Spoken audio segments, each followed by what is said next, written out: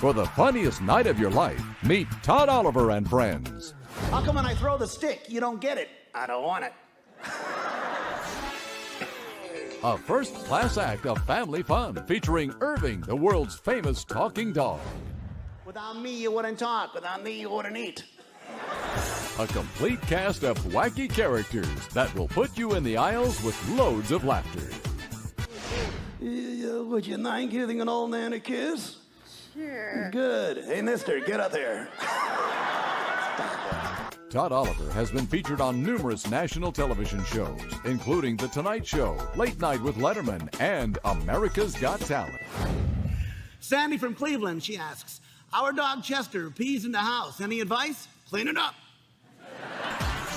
Todd is well known for his 20 years of hilarious performances on showboats in Nashville and Branson, nominated 3 years in a row at the Branson All-American Entertainment Awards. Now, Todd is booking tours in communities across the USA with a delightful 90-minute showcase of ventriloquism, comedy, music, magic, and lots of audience participation. Todd Oliver and Friends, guaranteed to be the funniest night of your life.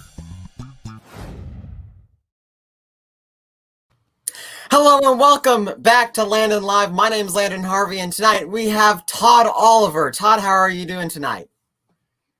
Well, better now that I'm on your show. Yeah, and you just had a show. How did it go? Great.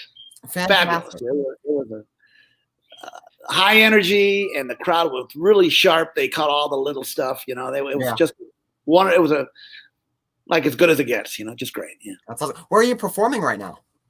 It's called the Playhouse Dinner Theater at Shepherd of the Hills in Branson, Missouri. Okay, fantastic. Let's get into the interview. How did you begin your career as a ventriloquist? Where did it start for you? Edgar Bergen and Charlie McCarthy. Okay. I saw them on television in the 60s. Mm-hmm. And Charlie was it. He had the class and charm. Yeah. And just witty, but the personality just knocked me out. And I was, I was probably 7 or 8. And, I wanted one of those. I wanted, for 1968, I was 10 years old. I got a Charlie McCarthy doll for Christmas and a string behind the neck, but he still looks so cool, And right. My dad died 3 days later, and which really, messed me up. And the vent, really, that little Charlie doll really served many purposes. And went to the library, 793.6, the Rumors section. They had all these great books on vent and magic.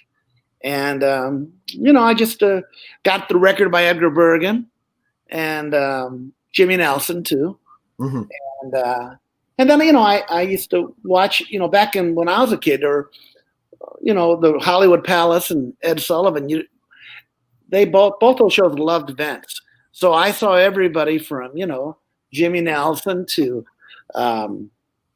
Vicky Taylor, who became a friend of mine, and all kinds of people. Jane Nemeth and Nikki, his little dog, all kinds of really great. There were a lot of events on television. If you were a professional nightclub event, you had a pretty good shot at doing a lot of those shows because they liked events, Yeah. Mm-hmm. That's not what, that was it. Started out as a volunteer. Just, I was at 13. I didn't really have much of an act. And I just started calling around and booking my show anywhere I could book it. And now and then I might get $10 from a library to do a show, So how old were you when you started like booking shows? 13. Okay, yeah. 13, yeah. Wow. My mother never drove a car. Back in those days, some women didn't drive, And so I used to take the city bus with the figure and the suitcase around town and go do my act. Everybody thought I was running away from home. Wow, that's awesome. Wow. So did you have, aside from like inspiration in event, did you have other people that inspired you comedically or when you were writing for your characters? Oh, sure. I loved Myron Cohen. Okay. And I loved Alan King and Red Skelton. Phyllis Diller. Oh, I loved Phyllis Diller.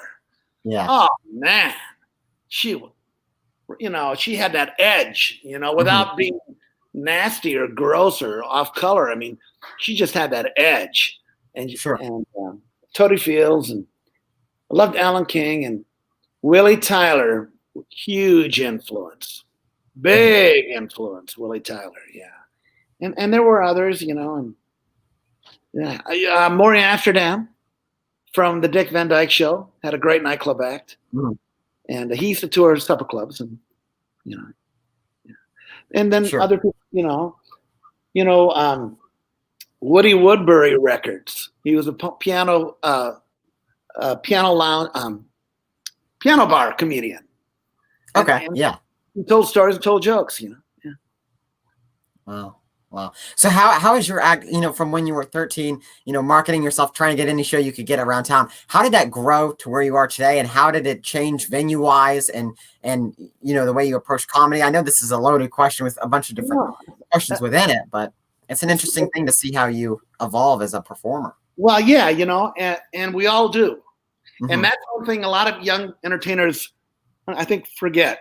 You're going to evolve. Yeah.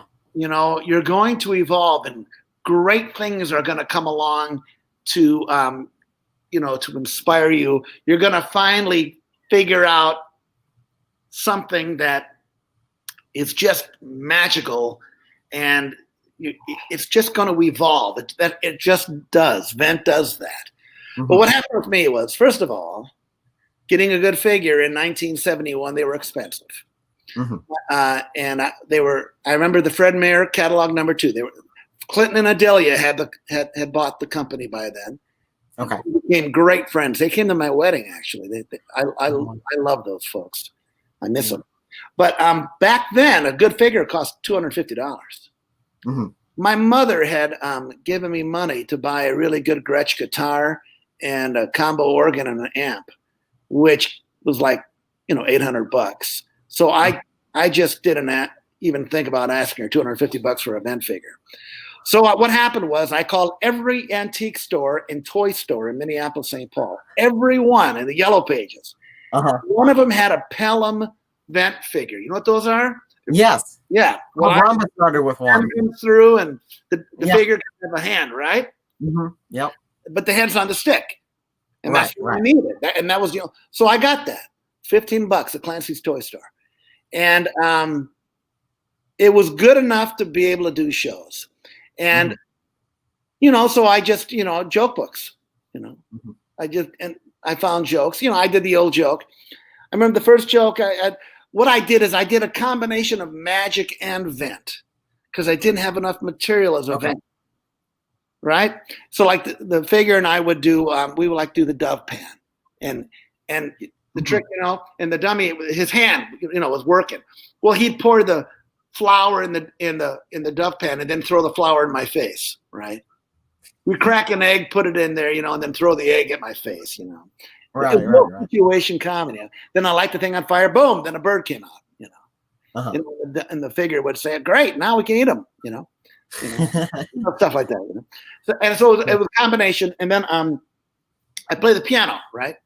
Mm-hmm. So I play the piano. And what I would do early on, and I still do it, right now I have a piano bench that a vent figure fits inside. And I go to the piano and I play some real fast jazz stuff. About a little over a minute, just wailing, right? And then you hear, you hear the distant voice, open up the bench, I pull the dummy out of the bench. First thing he says is, what you doing? I'm playing the piano. Sound like my sister. Is she the piano player? Is she the piano? Oh, she's the piano. I did that years ago, but I had the figure, the Pelham figure, under a cloth on the upstage side of the piano. So I always would have the dummy interrupt me playing the piano, and then he'd give me a hard time. I mean, a silly joke like, did you know it takes 75 elephants to make the keys for that piano? No, but man, how they get them big brutes to do such delicate work, I'll never know. That's a more Amsterdam joke. I used that joke when I was a kid, and it got that. So I did that combination of, but I didn't really understand dramatic structure. But I'm sure that even copying those jokes and performing them so many times kind of allowed that structure to seep in, for future writing. Yes, and boy, that's when I'll tell you how it kicked in. Yeah. Through junior high, I was doing my act, and I just like senior citizen luncheon banquets, just weird things, stuff that, anyways, but I started working on a school assembly act. Mm-hmm. And I got that, and I read a lot of books from magicians who played school shows. And then I started figuring that whole thing out, Okay, all right. Audience control, appropriate material for the right age and all that.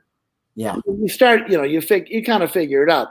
And then time, audience control is the first thing, well, what happened was this woman saw me. I was at the Minnesota State Fair when I was in 9th grade, and I won second place at the fair, the contest thing, right? Yeah. And she saw me, and she worked for the Minneapolis Public Schools. She convinced my high school, my principal, and my counselor that I should be on the work program as an entertainer. See, back in those days, if you didn't want to go to college, but you were a auto mechanic, or you were a hairstylist, or a carpenter, a plumber's apprentice, if you had a career-minded thing, you could get on the work program and only have to go to school 3 hours a day from 7:30 to 10:30. Then you go to your job, right? Right. Your job. Well, she scored this thing for me because not only was I doing my act, I was also in a rock band with a bunch of hippies playing rock and roll music. Really? Wow. Okay. These guys were like 21 and 22, and I was 15. But I could sing. I could sing really high, and I was a good keyboard player and a guitar player. And rock. This was 1974, and rock and roll was still novel then. It was still special. I mean, a live rock band rocking was still a really special event. Yeah. Okay. So what happened was, this was my life, right? I'd have to be at school at 7:30. I'd get out at 10:30, and I would go play school shows almost every day as a volunteer. Now, this is right after the Vietnam War, so everybody was having kids.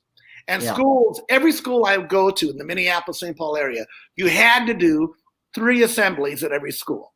You had to, because there were so many kids there. There were like 600 kids in the school, right?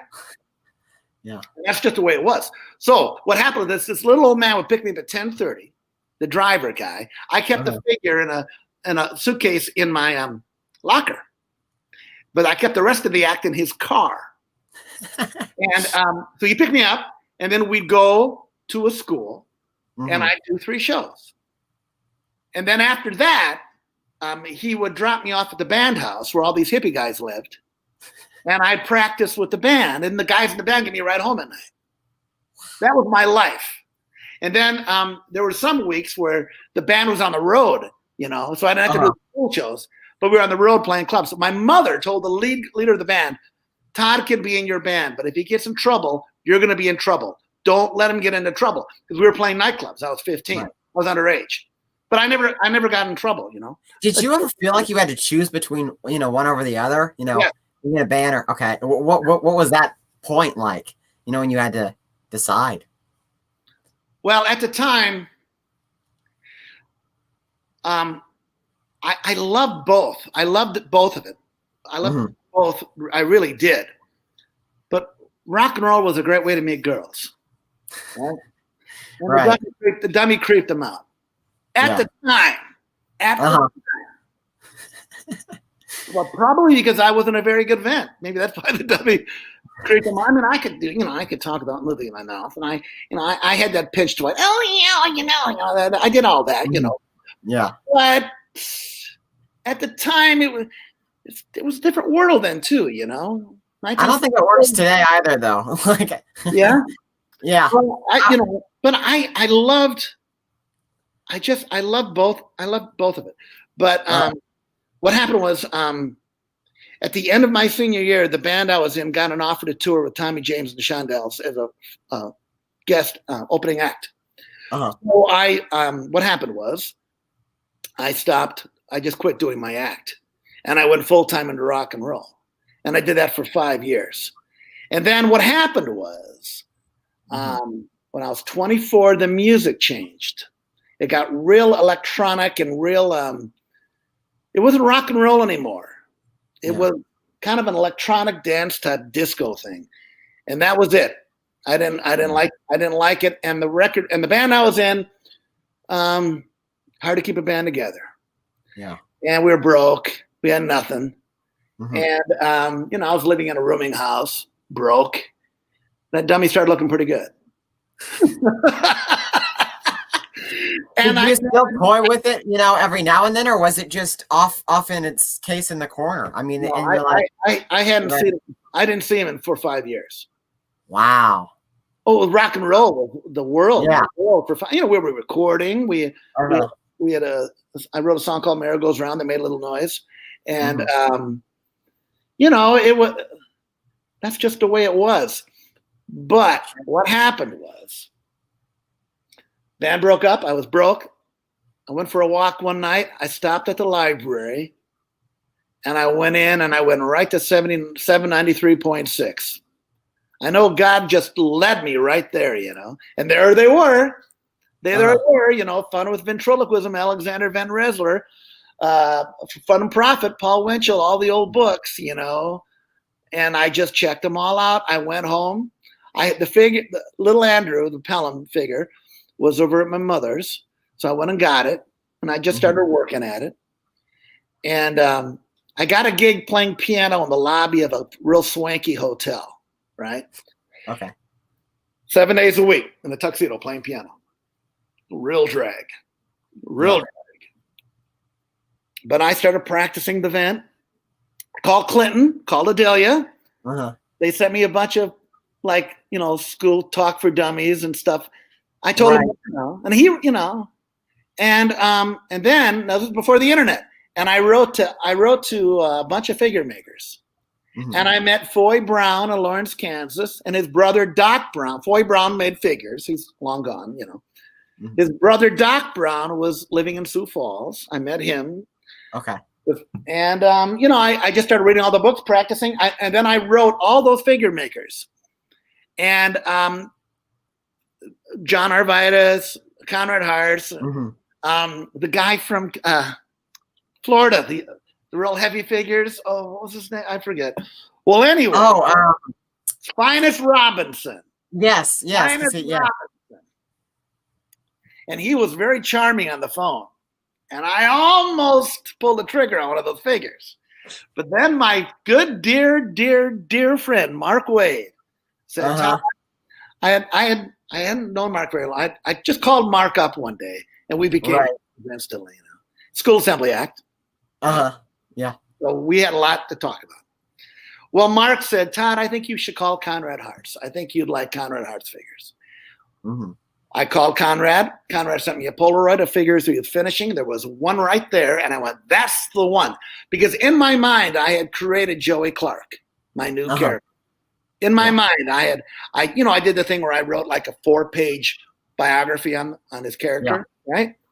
And I knew in my mind, blonde hair. I have to pause you here, Todd, because this is important.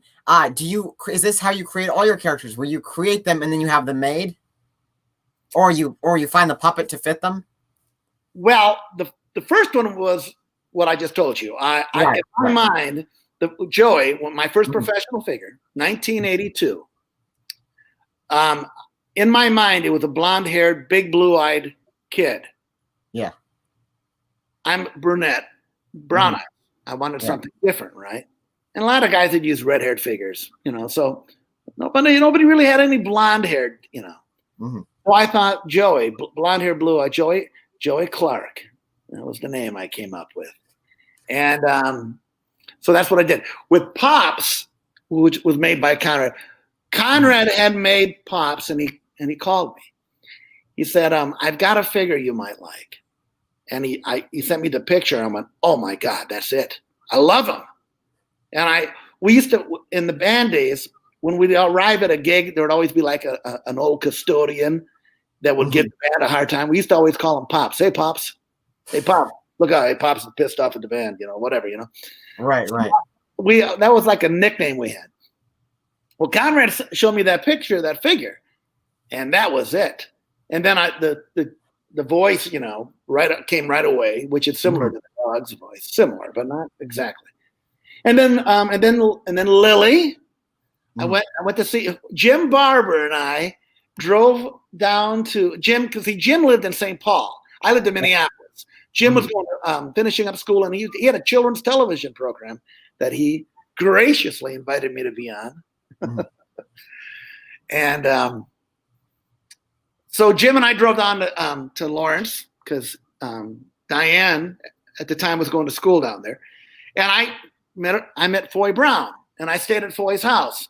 And I woke up one morning, and the living room was full of Vent figures, like on every couch and sofa. And Foy was like, he had to be at least 78 years old, and his wife Grace. They became like surrogate grandparents almost. I used to stay with them a lot when I was on the road. Boy, she made great fried chicken, and the living room was always full of figures. Well, I bought a country boy from him named Norman, who was very funny-looking little character with an overbite. I got him after Joey, and I used him for a while, but I don't know. When Pops came, Pops just had a more of a powerful punch, I mean, that old man, ready to go, I'm ready to go, ready to go, I'm ready to go. I mean, he was a mean, crazy maniac. They still is. I still use him in the show. He is he looks like he was dragged behind a truck and enjoyed it, and so I that's how I got those figures, and But you had these characters in mind, while the character was marinating before you got the puppet, or it just kind of clicked when you got it, or how does that? It clicked when I saw it. It clicked when I saw it. Yeah. When I saw Pops, I just knew. Oh, that's that old custodian that used to give us a hard time all the time, Yeah. With an old mean, decrepit kind of creep, Wow. No, we used to, and when I was a kid going downtown Minneapolis, you'd see, bums walking around and all, trying to hustle you for a dollar or 50 cents, So I used to see guys like that all the time, in the city. And with Lily, I just saw that head, that face. Oh my God. She's cross-eyed, got buck teeth. Yeah. She reminded me of some of the women my mother used to work with at the phone company. She looked like a telephone operator that, and but she's she's got this face. I mean, she's just bizarre looking, I do a joke, and she's trying to hustle Pops. Come on, honey. Come on. And then Pops, Pops is not into it, Come on, look at my eyes, dear. Look at my eyes. Now say something romantic. And he says, I think there's something in your right eye. How come? Your left one keeps looking at it. Killer. Yeah. Every show I do that joke. So you have two characters at once, or is this one from the cave? I have two at once. Yeah, I start out with props. I designed a vent table, so inside the table, suitcase is on top with a figure. In the table, I have a shelf that goes halfway across, so a figure can lay on that shelf with the legs dangling down, so you can grab the stick and in one move go, shoot. And that figure's on your. That's great. Yeah, that was. I figured that out a long time ago because I wanted to be able to get the figure out without taking. I said I work on a stool. I've always said. Yeah, you don't want it to be clunky when you're. I want to be clunky, and all those years in production shows, there's no time to goof around. You come out there, you got to hit it, bam, bam, bam, bam, bam. There's no, So when that figure, that's how I did it. I just grabbed that figure and I don't want that. I don't like that figure dangling around like it's a dead person, I don't like that. Yeah. The figure must be manipulated and, the whole manipulation thing, very important. Respect the character, and the audience. So I grabbed that stick and I swing her out so fast. It almost looked like she's just kind of jumping out of the table and jumping on my head. Wow. That is great. That's super neat. I've always admired. I love. I mean, a good vent with a puppet is one thing, but then adding a second puppet when you got two of them, and wow, it's that's a challenge in itself and fun when you finally all clicks. That's really great. And you've got to go through the process. Right? Yeah. You can't be impatient. About these things. Sometimes it'll come along. George Schindler, Magic with Your Voice.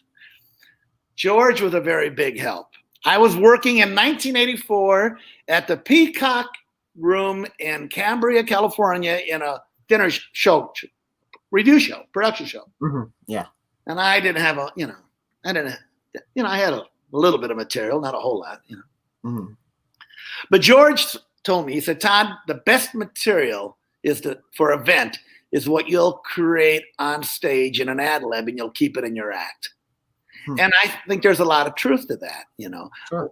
When people see me that know me, they always go, went outside, came back in, went outside, came back in. That's the thing the dog does, right? Well, that happened on stage like the fifth time he was on stage at the Showboat in Nashville. So I've got a lot of stuff in my act, a lot of lines that came from, I was very, very blessed. Oh, there's another thing too. When I got back in the vent, when I was like 23, I took lessons from a brilliant ventriloquist named Mark Johnson from Minneapolis. This guy, man, I saw him work, and that figure said, one of the lines was, I guess you could say he came back in a snap. Ventriloquially, unbelievably good, man. Really. Wow. Really good. And the figure's name was Rusty Hinges. And Rusty would laugh. When Rusty laughs, his eyebrows go up at the same time. When he kind of looks down on his...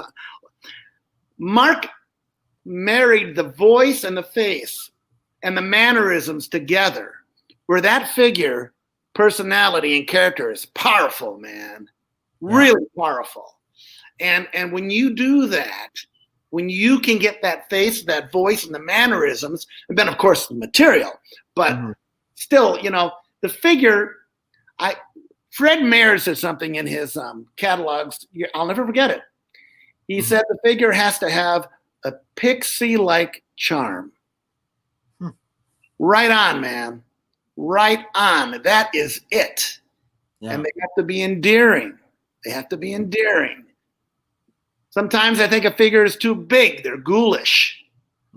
That little pixie-like charm.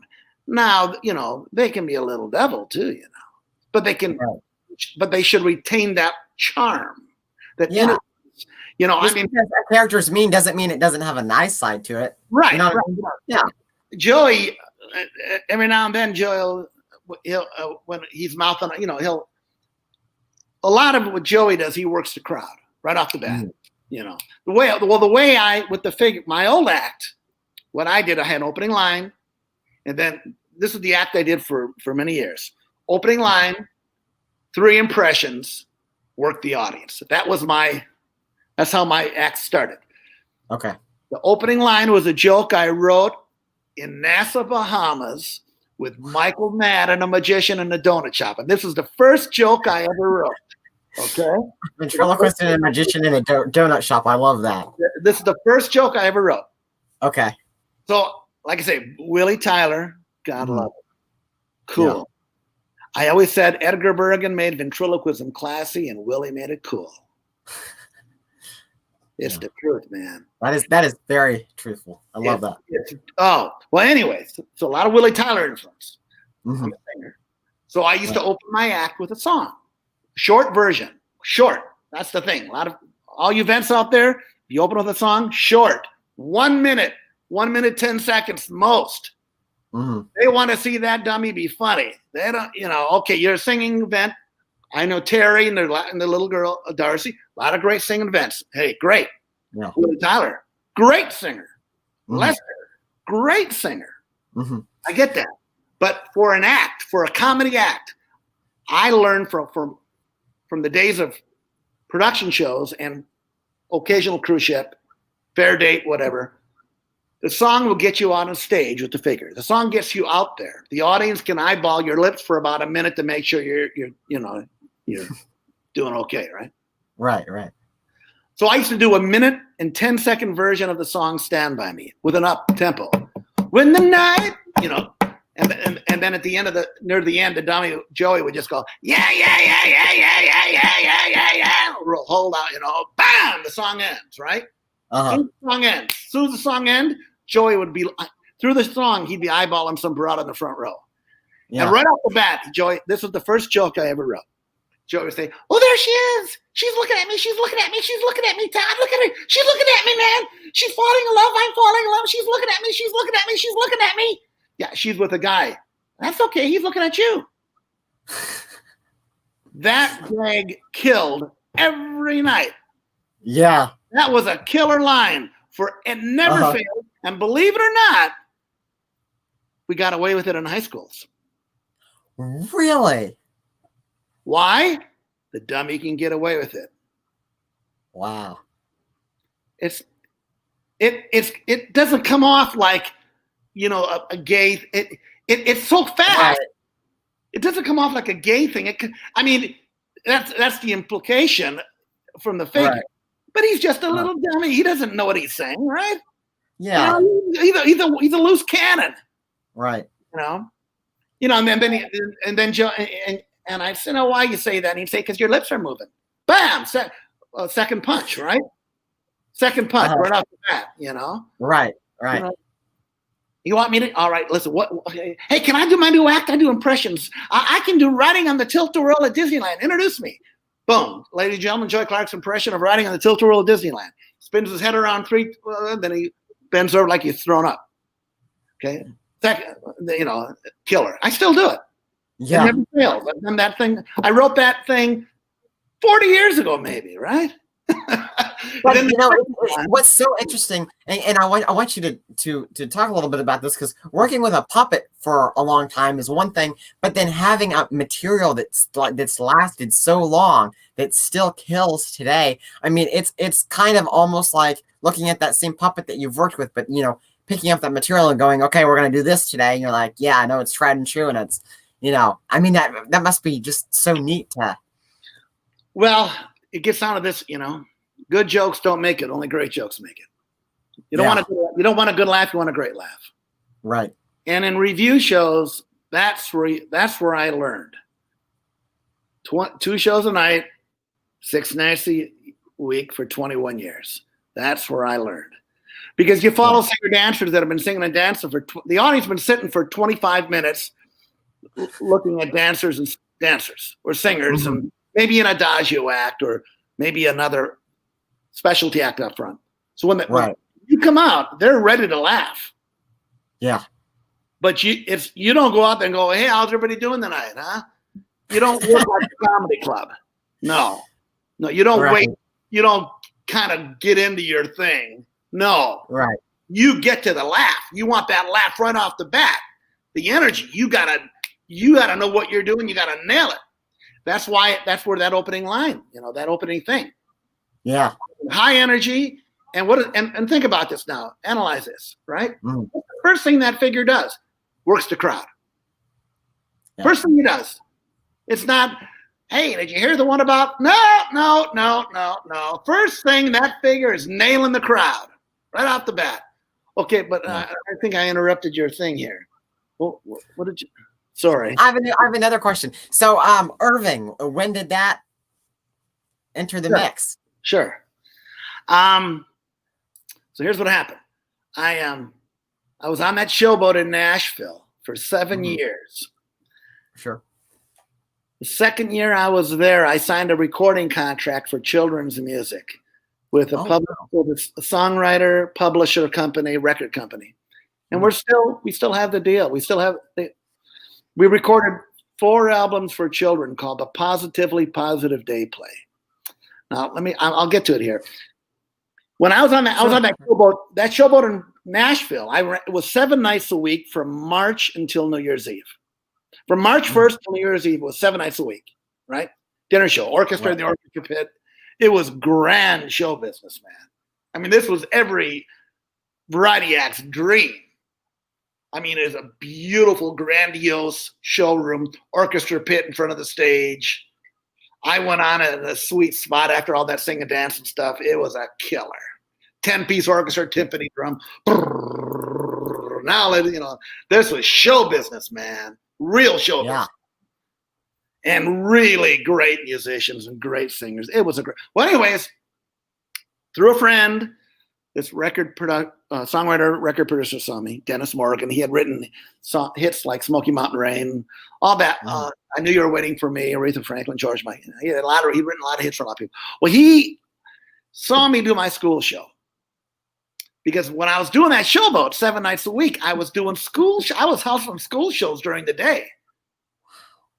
Working 7 nights a week, you think that'd be enough? And then maybe go to the pool during the day. Not to mention the difference in material and in crowds and my days. Pardon me? Did you have the same characters for both shows, or did you have? Yeah, absolutely, okay. Absolutely, yeah.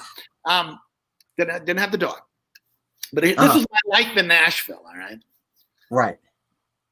I'd get up at about 5 a.m, 3 days a week, get my shower, fill my thermos, be driving to a school somewhere. I developed 100 school accounts on my own just by calling schools. At the time, can't do this anymore. They hang up on you. At the time, well, maybe they don't hang up on you, but at the time, you could call and book a school show. Hi, this is Todd Oliver from Opryland. Boom, that got their attention. Opryland was a big, respectful entertainment organization. Mm-hmm. Yes. Yeah, we have a school assembly program we'd like to bring to your school. And they'd buy them. They'd book it, So I would go out and I'd do my school shows during the day, I think I made $300 a show. Yeah. Right? Try to book 2 of them in the same area, get one country principal to call his buddy at another school, and so I go out and make $600 during the day. Then I get home about 4 o'clock and 5 o'clock in the afternoon, get my second shower, get in the van, drive to the showboat, do the review show on the showboat. Now, when I wasn't that, but then this guy saw me do my school show, and him and Dennis Morgan, brilliant, Grammy Award-winning songwriter, publisher, producer. Yeah. Him and his wife, they didn't have children, but he started a record company with children's music, and him and all these cool people wrote songs for me and the Figures. And we recorded all these songs, and a lot of interesting people, a lot of cool people. We did Shel Silverstein. Really? Yeah, Dick Wagner from Alice Cooper. Roy Orbison. All these cool people were into. There's a ventriloquist making a children's album. Because in Nashville, that was like doing acid on Mars. Right. Yeah. So anyway, made these albums, and then I'd go out and I'd hustle them during the day at the schools and sell them. try to push them on children's radio, which was a real drag. Because when the artist is hustling his own thing, sometimes they don't respect you a whole lot, you know. Record label was a small record label. They couldn't do that much. And but I loved the music, and all the songs had a really good message without it being like preachy. I always had a message in my act, but it wasn't like a church preachy thing. It was like, don't you know, use your time wisely. Use your time wisely. We wouldn't say this, but use your time wisely. Turn a talent into a skill that'll take care of you when you grow up. That was the main thing. Okay, so you're barely passing biology. You don't get geometry. Well, you have a talent. There's something really good you can do, boys and girls. You got to find out what that is and turn that into a skill that'll take care of you when you grow up. You know. Right. Okay, so you're not going to cure cancer. Okay. You're going to do something else that's just really cool too, though, you know. That was the whole deal with school shows. And remember, by this time, I had done thousands of school shows. Because before the production shows in Nashville, I did those school assembly tours where I did 500 schools a year, 4 schools a day, 5 days a week, 9 months a year, for years. Wow. You know? Yeah. And then fairs in the summer, which were usually a drag. You know, hot. You know, the merry-go-rounds making so much noise they can't hear you do your act. It could be a real right. Anyways, you know. So I'm in Nashville. So how did the dog come along? Here's what happened. I'd done all the TV shows on TNN. Back then it was the Nashville Network. Jim did it. Barber, Jeff Dunham did a bunch of those too. I think Willie did them. Bill Boley did a couple of them. Bill lived up the road just about an hour and a half away, and Bill and Charlene, we used to spend great times together. Oh, man. We would laugh. Bill would have these event get-togethers in July, and we would just laugh. Bill and I would trade war stories, road stories. We would just We would just laugh until we couldn't breathe talking about experiences of, like, I've got some if you want to hear some. We have a question about that later. Yeah. But anyway, so here's what happened. I done all the TV shows at TNN. Right? Okay. Well, I done them all twice. Nashville Now, Crook and Chase, Music City Tonight, CMT Top 12 Countdown. That was bizarre. Wow. Yeah, I bet. Whatever. Who knows? But they had me and Joey introducing a video or something. Okay, so I went to try to book myself back in, and I didn't have an agent at the time. I didn't have an agent because I didn't need one. I had the house gig on the showboat, and I was booking my own school shows. Right. I didn't need an agent, and you know, I had an agent, but he wasn't doing much, and I kind of gave him the boot, you know. Right. Yeah. So I went over to TNN to book myself back on a show, and Bill Turner, who was in charge of entertainment, the nicest human being in television ever. He always had his door open. Well, hey, Todd, come on in. He'd reach in his fridge, give me a Coke. What are you doing over there? How's that showboat doing? Fine. What can I do you for, Todd? Well, Bill, I'd like to get back. Can I get another date? Another TV date? Well, Todd, we've already had you twice. I said, well, I've got new material. See, now remember, by this time I only had Joey and Pops. So they'd seen the two. Lily hadn't been developed yet. Okay. So, well, Todd, we've already seen those puppets. What else you got? Well, I got new material. Yeah, well, Todd, everybody's got new material. What else you got besides the dummies? And I said, well, I've got this idea. And I said, well, I'm thinking about making my dog talk. And Bill said, well, now there you go, boy. A little dog puppet. I said, no, a real dog. He went, that's great, Todd. You got to do it. And then I said, well, some people told me the animal rights people. And he said, don't worry about that. In show business, you're going to always have people trying to freak you out to not do something. Right. Just do it, man. Do it. And then my friend, great magician, Maverick from Phoenix, and Jonathan Neal Brown, another magician from Los Angeles, and they're both great magicians. They helped me. They put me in touch with a magic guy, a magic builder. And then that guy put me in touch with a guy in Van Nuys, California. And then what happened was I got a puppy. And then I was so busy, I hired a dog trainer to hold the puppy for a month and get him started. The dog trainer took the puppy and wouldn't give him back because his wife fell in love with the puppy. And he wouldn't give the puppy back, and he wouldn't give me my money back. He ripped me off. Right? Wow. Yeah, he was a real creep. Really a loser. So I had to get another puppy. This time, puppy's staying with me. Right. And I raised him. That was the original Irving, Boston Terrier. And I went to California, and I flew out there. Oh, and my veterinarian wrote a thing saying this isn't going to hurt the dog at all. So I always carried that with me. Oh, that's cool. He wrote that out like this is fine. Blah, blah, blah, blah. How did you decide that you wanted because it's kind of like choosing like the way a puppet should look. Like, how did you decide what breed of, that good you question. Very good question. You're absolutely right. I'm glad you brought that up. I knew I didn't want no cute little dog. I didn't want no cutie little Cocker Spaniel. I didn't want nothing cute. Right. I wanted something that looked like, originally with a Basset Hound I thought about getting, which I ended up getting as an extra one down the road. But originally I looked at a Basset Hound. They were too big. Couldn't travel. Okay. Oh. Yeah, and when a puppet is so big, for me, it doesn't work. It's too big for my deal. Okay. Sure. So then I looked at a bulldog, and they've got other issues. I looked at a pug, and they were too small. My brother said, "Todd, check out a Boston Terrier." I did, and bam, that was it. That mouth is on upside down. Boston Terrier, bulging eyes, mouth on upside down. Looks like he chased a bus and caught it. And perfect size, 12, 15 pounds, right? Yeah. So that was my brother, Scotty, was the one that told me to do that. And he worked out great, yeah. And I went to Van Nuys. We got the gizmo.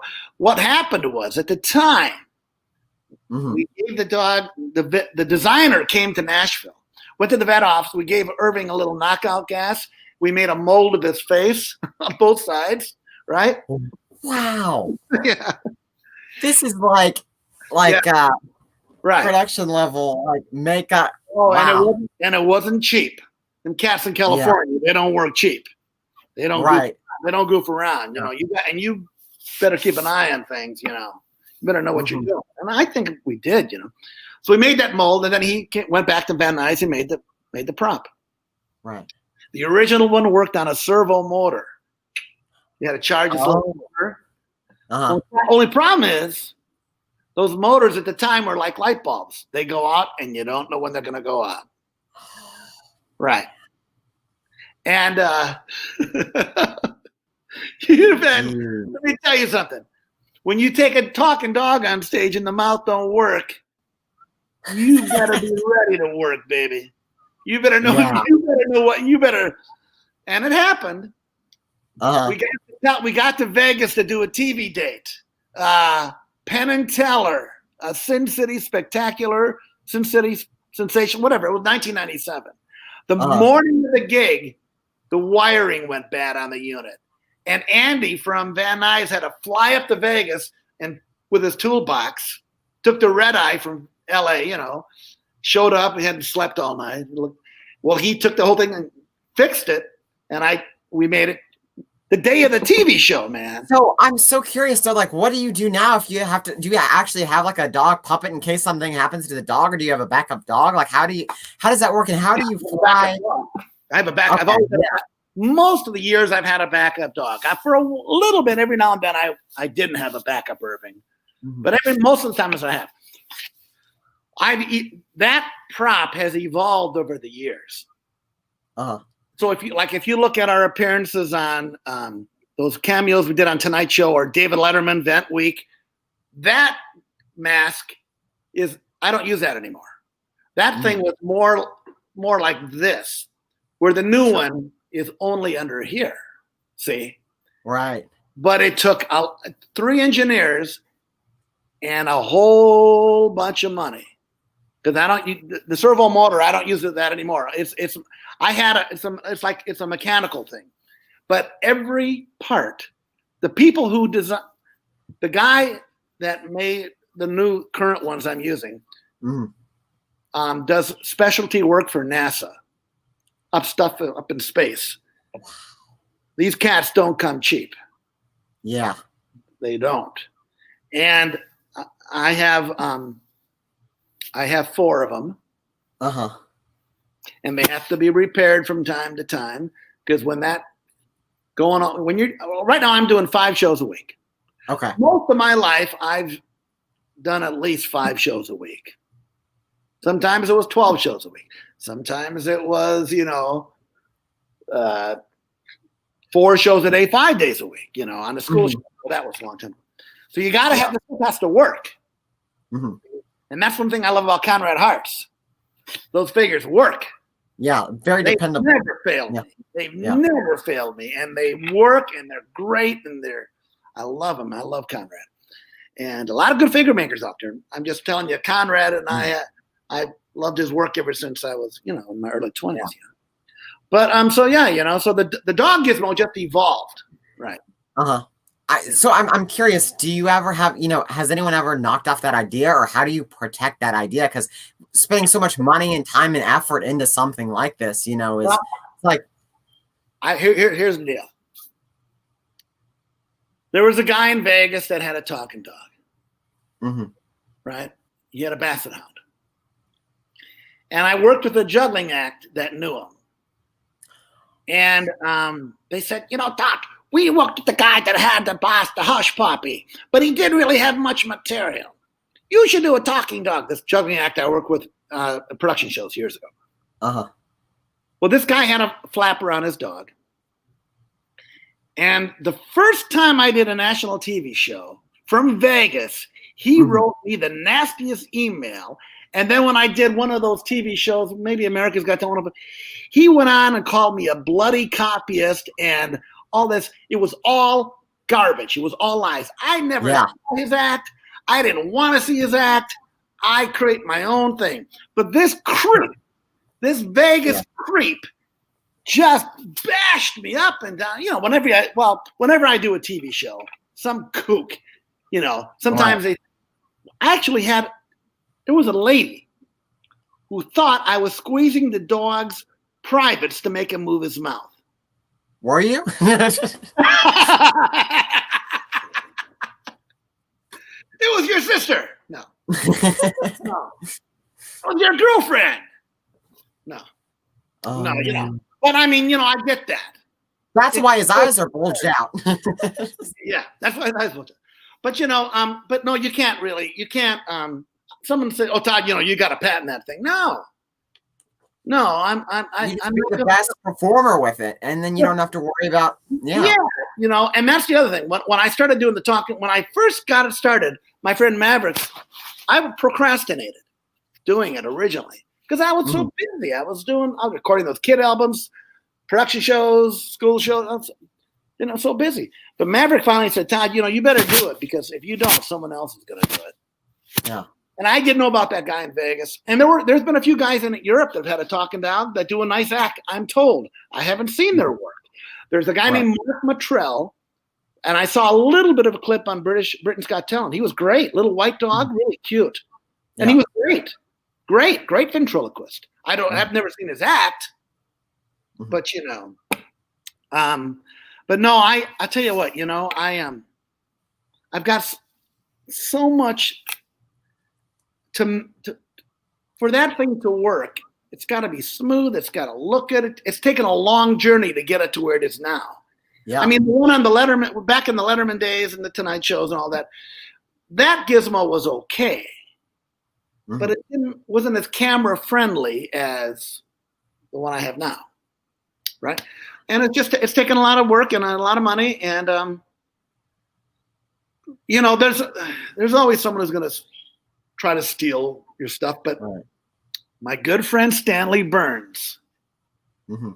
Stanley one night in a restaurant in New York City said, Todd, they can steal your stuff, but they can't steal you. I love that. And that's where it's at. Now listen, you lift a gag here, you lift a gag there, okay. Sure. Remember Bob Trank used to say, never forget who you steal from.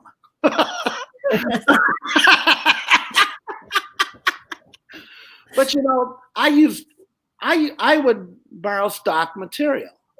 Mm-hmm. You know, hey man, man, you're ugly. You apologize. I'm sorry. That's better. That you're so ugly. Every event's done that joke, right? I mean, Right. you like girls, I gather. No, I like girls, I gather. I've seen the ones you got. I mean, we all did them. Right. Yeah.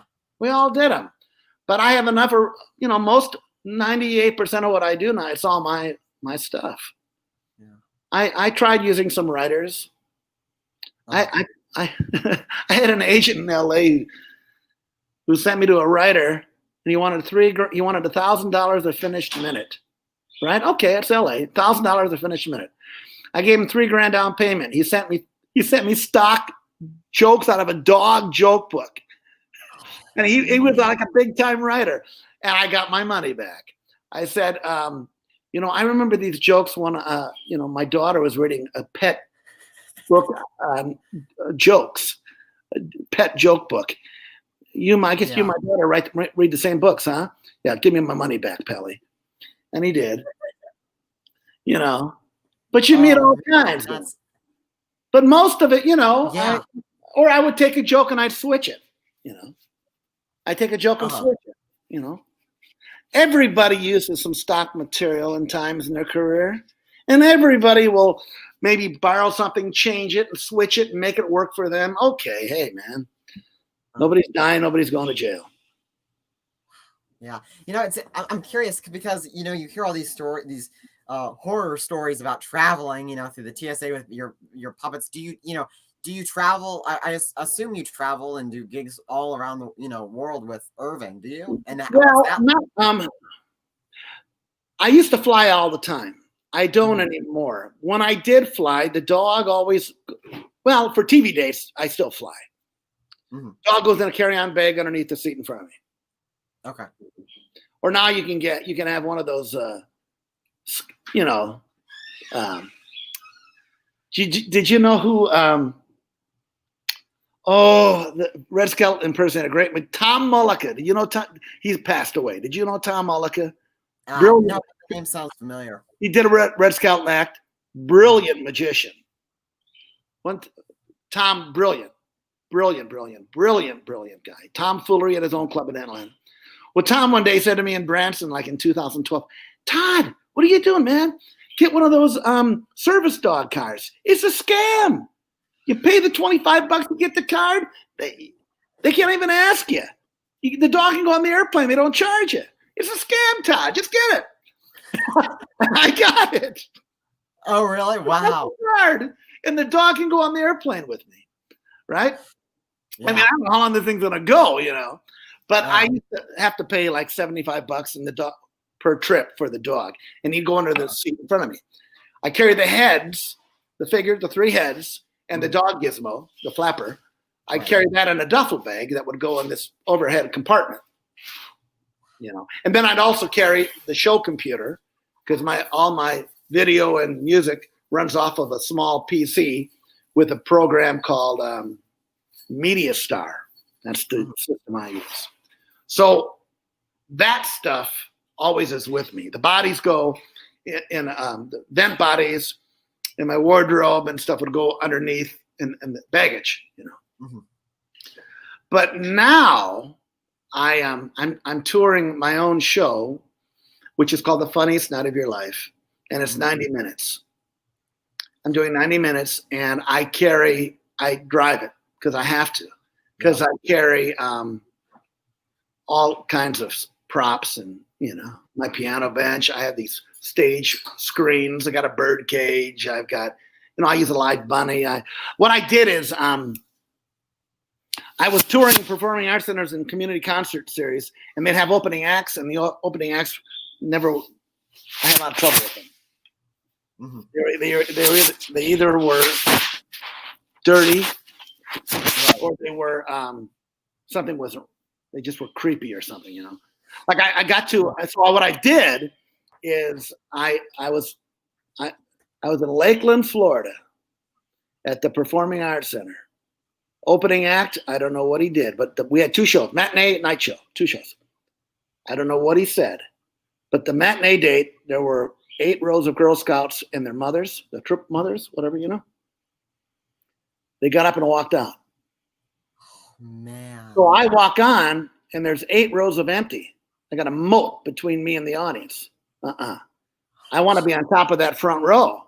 Yeah. Because the dog and the figures work the audience. Well, how do you work, you know? That was it.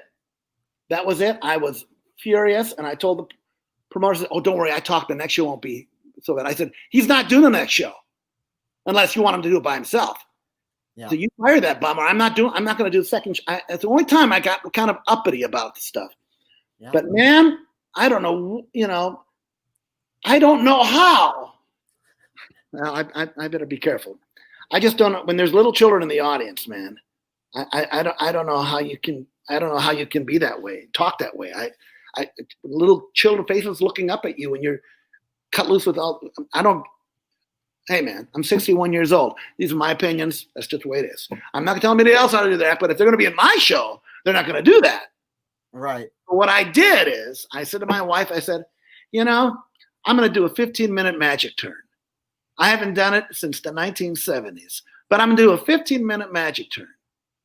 So what I did is I didn't want to do anything that anybody other magicians are doing.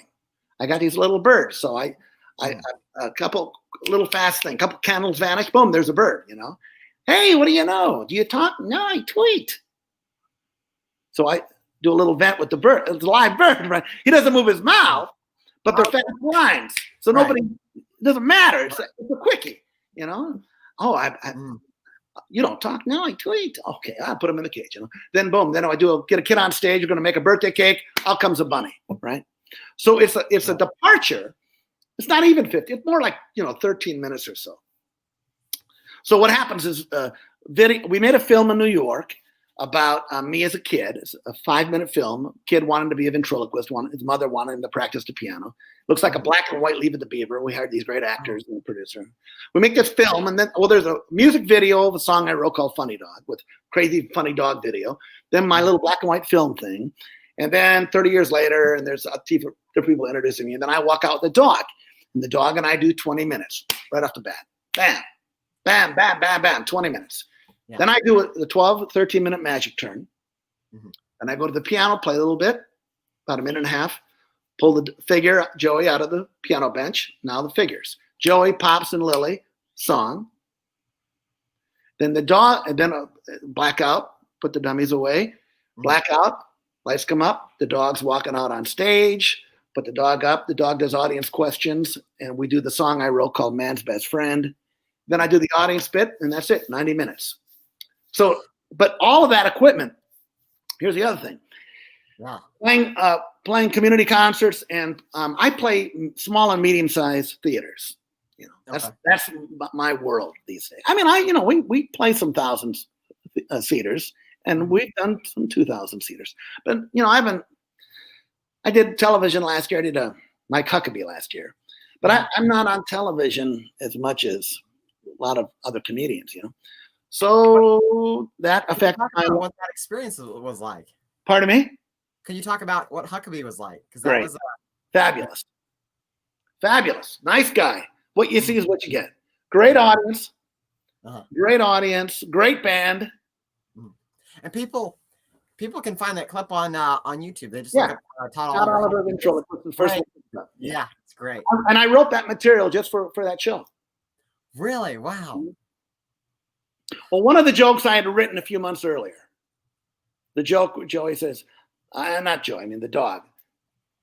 But most of that was written for that show, except the joke where the dog says, yeah, I had a date with a chicken last night. We got there. She had a heart attack. Where'd you go? Chick-fil-A.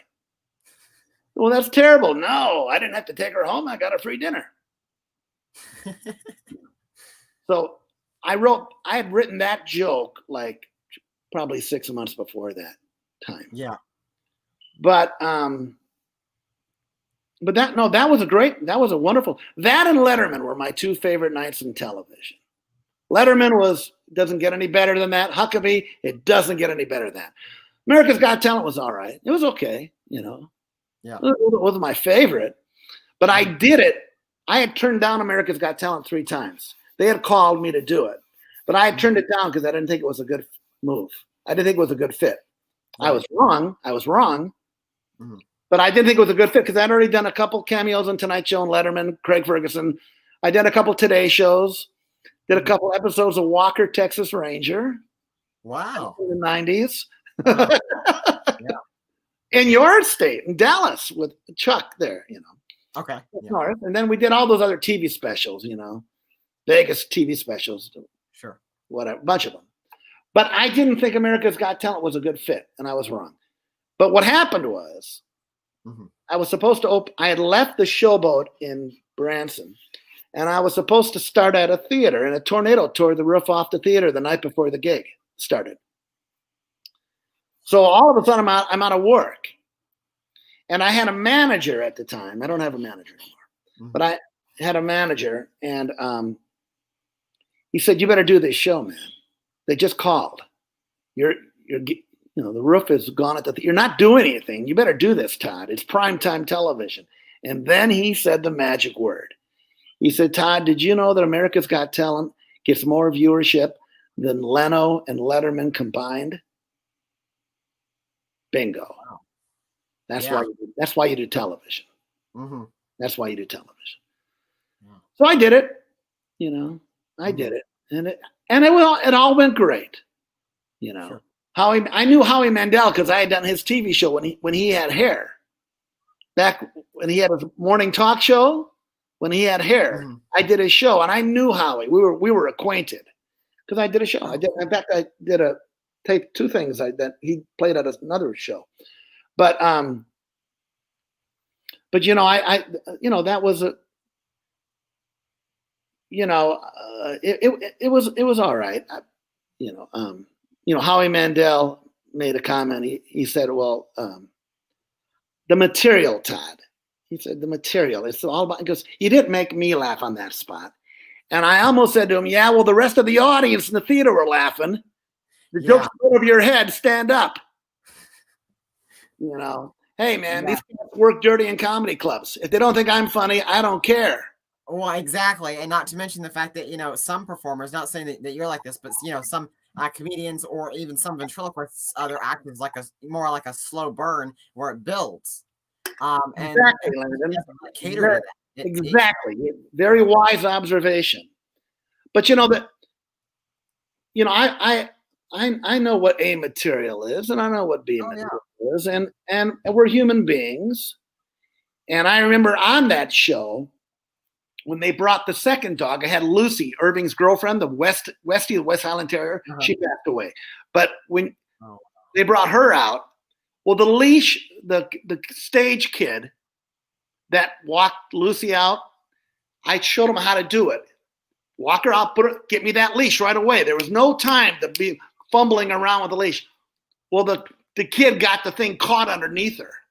So I do my bit. Now remember that you're doing 3 minutes, right? Yeah. There's no time to goof around. I knew every single line I was gonna do. It's the only way you got to do it when you do television. Right. So the dog Irving's up there, blah blah blah blah blah. Here comes Lucy. The ding dong stagehand had the leash all tangled up in her, so I had to mess around with that and get it. So I got out of the groove a little bit, and I pulled it back in. But still, I lost a little bit of the groove, and that's something people don't understand. Some people don't understand. But that was you have to have. It's not like they could have just opened with them already on the stand, because part of the whole bit is the fact that they're walked on. Landon, I'm glad you brought that up. Reason why I hardly ever do comedy clubs. They can't see the dog walk on stage. And the thing is, if they can't see the dog walk out, they think it's a dummy. They don't know it's a live dog. Yeah. Even to this day, when I'm playing, like the room I'm working now, we didn't know it was a live dog. I always wonder what you saw him walk out on stage. What are you Helen Keller here? What's going on? Yeah. you know. But but that's why I one of the reasons I don't work comedy clubs is if they can't see the dog walk out, they don't know what's real, and I don't want the aggravation. Yeah. Wow. That's But that's looking at the comments here. Let's see. Dale Brown is here watching with hi, Dale Brown. Said I've never seen a Todd Oliver show I didn't like. And then to your comment earlier, Bob Ramba said, let's see if we can show this. Tom was a ventriloquist. Most people didn't know that. Oh, cool. Tom who? That was Bob. Help us out here. Tom who? He'll respond. He's here. But kind of moving on. What was your favorite show memory that you look back on, and maybe one of the most chaotic or gone wrong? Well, I'll tell you what. The one that Letterman was spectacular. Mm. Doesn't get any better than that. Yeah. In my dressing room that night, Eddie Brill, the booker of that show, great guy. Eddie came into my room, my manager and everything. He said, Todd, go out and savor the moment. This is going to be the greatest night in television. The Ed Sullivan Theater, there's something magical about this place. It's the best gig in TV. And it was. There's something about, that's where all my heroes were. I watched that show all the time when I was a kid. Yeah. I saw Jimmy Nelson on it. I saw Edgar Bergen. I saw, Ricky Lane in Belleville. He was a great friend of mine. I loved Ricky. Oh, he was funny. Oh my God, he was a funny man. Mm-hmm. But all those great vents, there's so many great vents that work on that show. So that thing was fabulous. And okay, the other one that's a great memory was on a school tour in Nebraska. And I was at a school that was like half orphanage, half school. And a little girl came up my school act, Joey does a thing. We get a kid out of the audience, and the little kid covers Joey's eyes, and he answers questions blindfolded. Sure. What am I holding up? Pencil. Amazing. Yeah. Holding it, and then he doesn't mind anything. Silly. Real silly. But it's the materials for K6. Sure. Well, this little girl was a little Native American girl. And she came up and she put her arms around that figure. And she kissed him and she wouldn't let go. Oh. And she said, I love you. I love you. I just love you. Please don't leave. And she wouldn't let go. Man, and I lost it, I mean, she was an orphan. I was 27 years old. I was a bachelor. Man, if I could have adopted that kid. Yeah. That was a. Here's a bizarre one. On that same tour, I was booked at an institution somewhere in the Dakotas. Okay. And the audience made more noise than my PA could. It was it was a loud room, right? Right. Well, here's the thing. After the show, I saw one of the staff smoking a joint. Strange. Yeah. Strange, weird. The worst ones, I got booked at a dog show thing in Texas, by the way. Oh, great. It was raining out. It was outdoors. I didn't want to do it. Yeah. I knew I shouldn't have done it. Because I don't like working outdoors. I don't work outdoors anymore unless it's an outdoor review show in the evening, like Medora, Mm.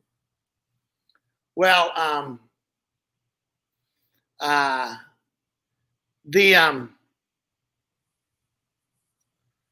get there and it's cold and it's raining. And the creep who put on the dog thing in Houston said the show must go on. And the promoter, who I'm sure I had shoes older than, is saying, Todd, you got to go out and do it. He said, you got to do 3 15-minute spots. They were paying me a lot of money, you know. I said, it's raining outside. And the audience is sitting on straw bales with like raincoats, and they're getting rained on. Oh, man. And I put the dog up there, and the dog is shivering.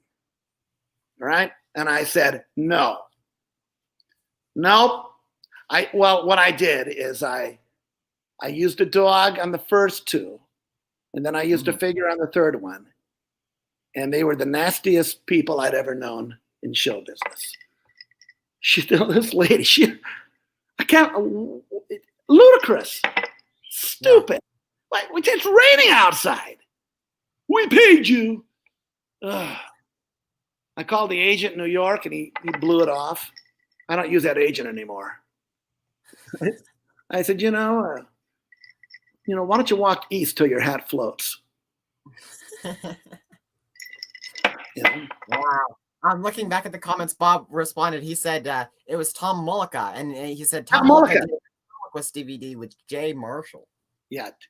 Tom was brilliant. Yeah. Tom, great actor. Yeah. Wow. What are you working on now? I mean, you're doing shows. Are you working on any current projects, or just working on doing shows? And just finished writing a book. Okay, awesome. It's Todd Oliver, Dogs, Dummies, and Rock and Roll. My life in show business. I love it. I've got a new band. We're recording my rock and roll songs. It's a new version of an old band called Smiling Eyes. Okay, good. So when did this come to be? I like when you got back. Well, I put the band together in 2008. Okay. And then I had a touring show. It was rock and roll and a talking dog, completely original, right? With psychedelia dog videos with the music, and it played good on the road, but it didn't work in Branson. Nobody got it. They just didn't get it. Right. Like, boy, why ain't you playing Rocket Top? But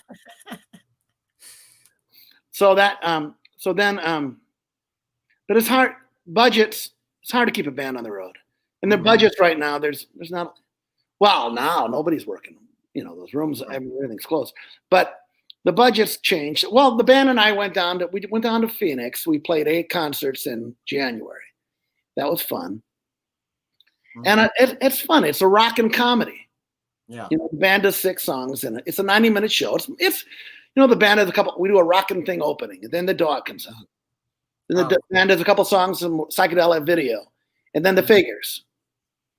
And then a drum solo and a guitar solo, a song, and then the dog comes out and answers audience questions. I get the audience on stage at the audience bit, and then we do a thing called "If You Had a Good Time, Howl Like a Dog," and we get the audience. It's a version of Hush, na na na na na na na na na na hush, and the dog comes on the screen, hush, hush. It's like a rock and comedy thing, Yeah. But the budgets aren't there for it right now. But currently, here's what happened. I toured a lot the last. Not this summer. Last summer and the summer before, I played the Old Town Hall Theater in Medora, North Dakota for 2 summers. That was fun. Okay. 8 shows a week, and I spent a lot of time woodshedding on stuff and writing and editing and trying some stuff out. Some stuff be too hip for the room, and sure, just messing with it. And then I toured a lot of these community concert tours, which are like performing arts centers in medium and small sized communities. A lot of times they're high school auditoriums. Now, here's a lesson. Keep that PA in your car. Keep some lighting in your car. If you use video, keep some video. In my van, I have a follow spotlight. Okay. I bought it in 1993. It was $5,000, and the road case was like $800. It's an HMI light, which replaced the carbon arc spotlights of the old days. This is Now, all you vents out there, HMI follow spot. That's a white beam on your act, and they can see that figure. They can see the wrinkles in the figure's skin. I mean, HMI follow spot. Back in the old days, a lot of young folks don't remember this. Carbon arc spots were used in variety shows. Magicians like Cardini and a lot of other acts, that spot was all they used. The rest of the stage was black, but that spot was on the vent in the figure or the magician or whatever. And because of the intensity of that spotlight, they can see all the intricacies, right? Right. I keep one of those in my van, in a road case. And when I get to some funky room, if the lighting isn't good, roll it in the back of the room, get somebody on it. You could teach an ape how to run one of them things, you know? So you're saying there's other more important aspects to a show than just buying more puppets? Is that what you're saying? Okay. Well, it depends. You have to analyze the artist in you. That's neat. I never, that's great that it follows you, and that's because that's so important. I mean, having a PA system, just everything as a backup. I mean, two PA systems. Yeah. Two PAs. I also have 8 jet set backdrops from Abbott's Magic Company. They don't even make it. I don't think they make them anymore. Well, maybe they do. I have my own backdrops that can go up, and I use them a lot. I get to a funky room, and they got some thing like some of these theaters I'll arrive at. They're building sets, right? Right. Well, we have to take it all down. I said, no, you don't have to take it down.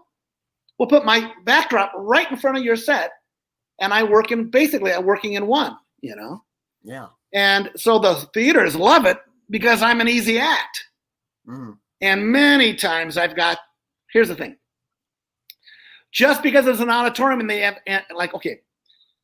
a lot of people, communities are putting performing arts centers in high schools now. And they put $1 million performing arts center in a high school. Yeah. $1 million equipment. Sometimes the people in charge are the drama teacher or the band teacher. And what happens? The kids blow up the PA and they don't know it. Yeah, they've got the the top of the line JBL or whatever system they have, but it doesn't work because somebody blew it up. So what do? I go out to the van. I bring in my 4 little cabinets, 12 horns. I prefer 12-inch speakers and horns, not 15s. 12 and horns. 12 and a horn is much better for the voice than a 15 and a horn. I'm not going to argue about it with anybody because music stores want to sell that stuff. What brand do you use? I have Yamaha 12 horn cabinets, and then for my bigger system, I have an EAW system. I just got it in Vegas. I went to Vegas in January. I saw Terry. We had dinner. Yeah. Next day, I picked up my EAW equipment, and then I drove to Phoenix. The band flew to Phoenix, and I drove the band truck to Phoenix, and we used a new system there. Oh, cool. But for my regular vent single shows, I keep 4 Yamaha 12 horn cabinets, and I have a I have a powered Yamaha mixer. Okay, cool. Yamaha you can always depend on it, but they're wooden cabinets. I don't like plastic. I don't like plastic speaker cabinets. I like the wood cabinets, and in my band days, I learned how to EQ a room. How to EQ a system. But with a 12 and a horn, the voice is nothing. The voice will always sound best with a 12 and a horn. Hope that's not boring the heck out of you people. No, it's important, and hopefully our viewers are able to take note of what they need to enhance their show. I'm curious. I have a few more things before we wrap up. What is your comedy writing process in a nutshell? Do you have one? Do you have a style that you try to aim for when you write for a character? It's there's different. It all comes in different. It all comes from in different ways. How can I do this? Like with a dog, anything dog related. Anything dog related, I think, where's the joke there? Sure. and then I try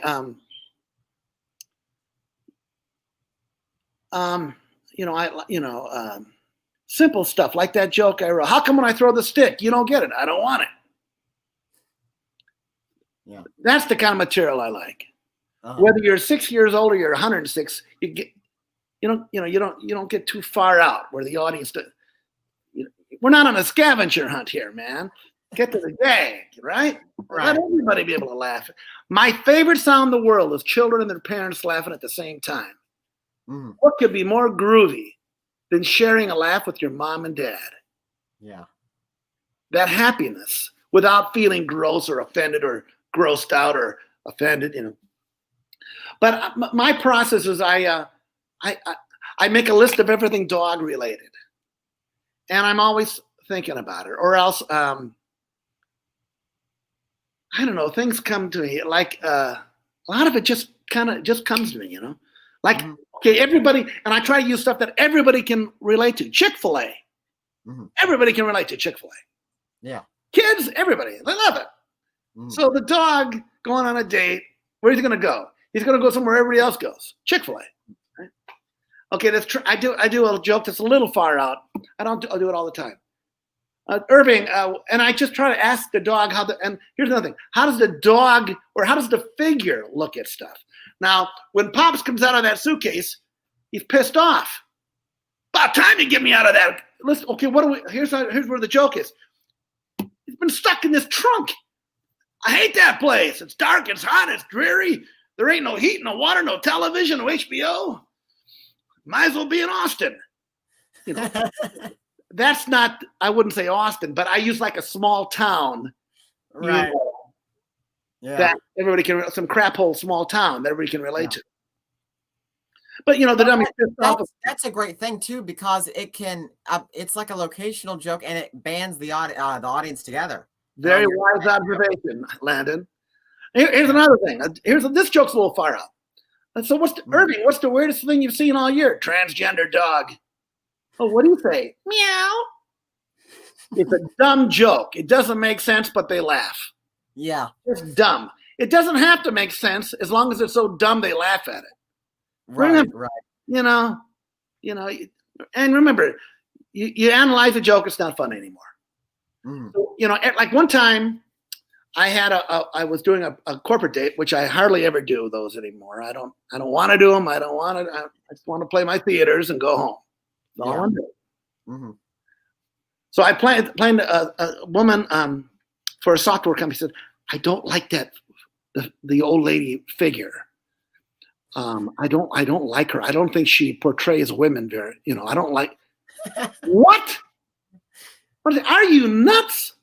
It's a dummy. It's a puppet. She was trying to think it was being a bad reflection on women.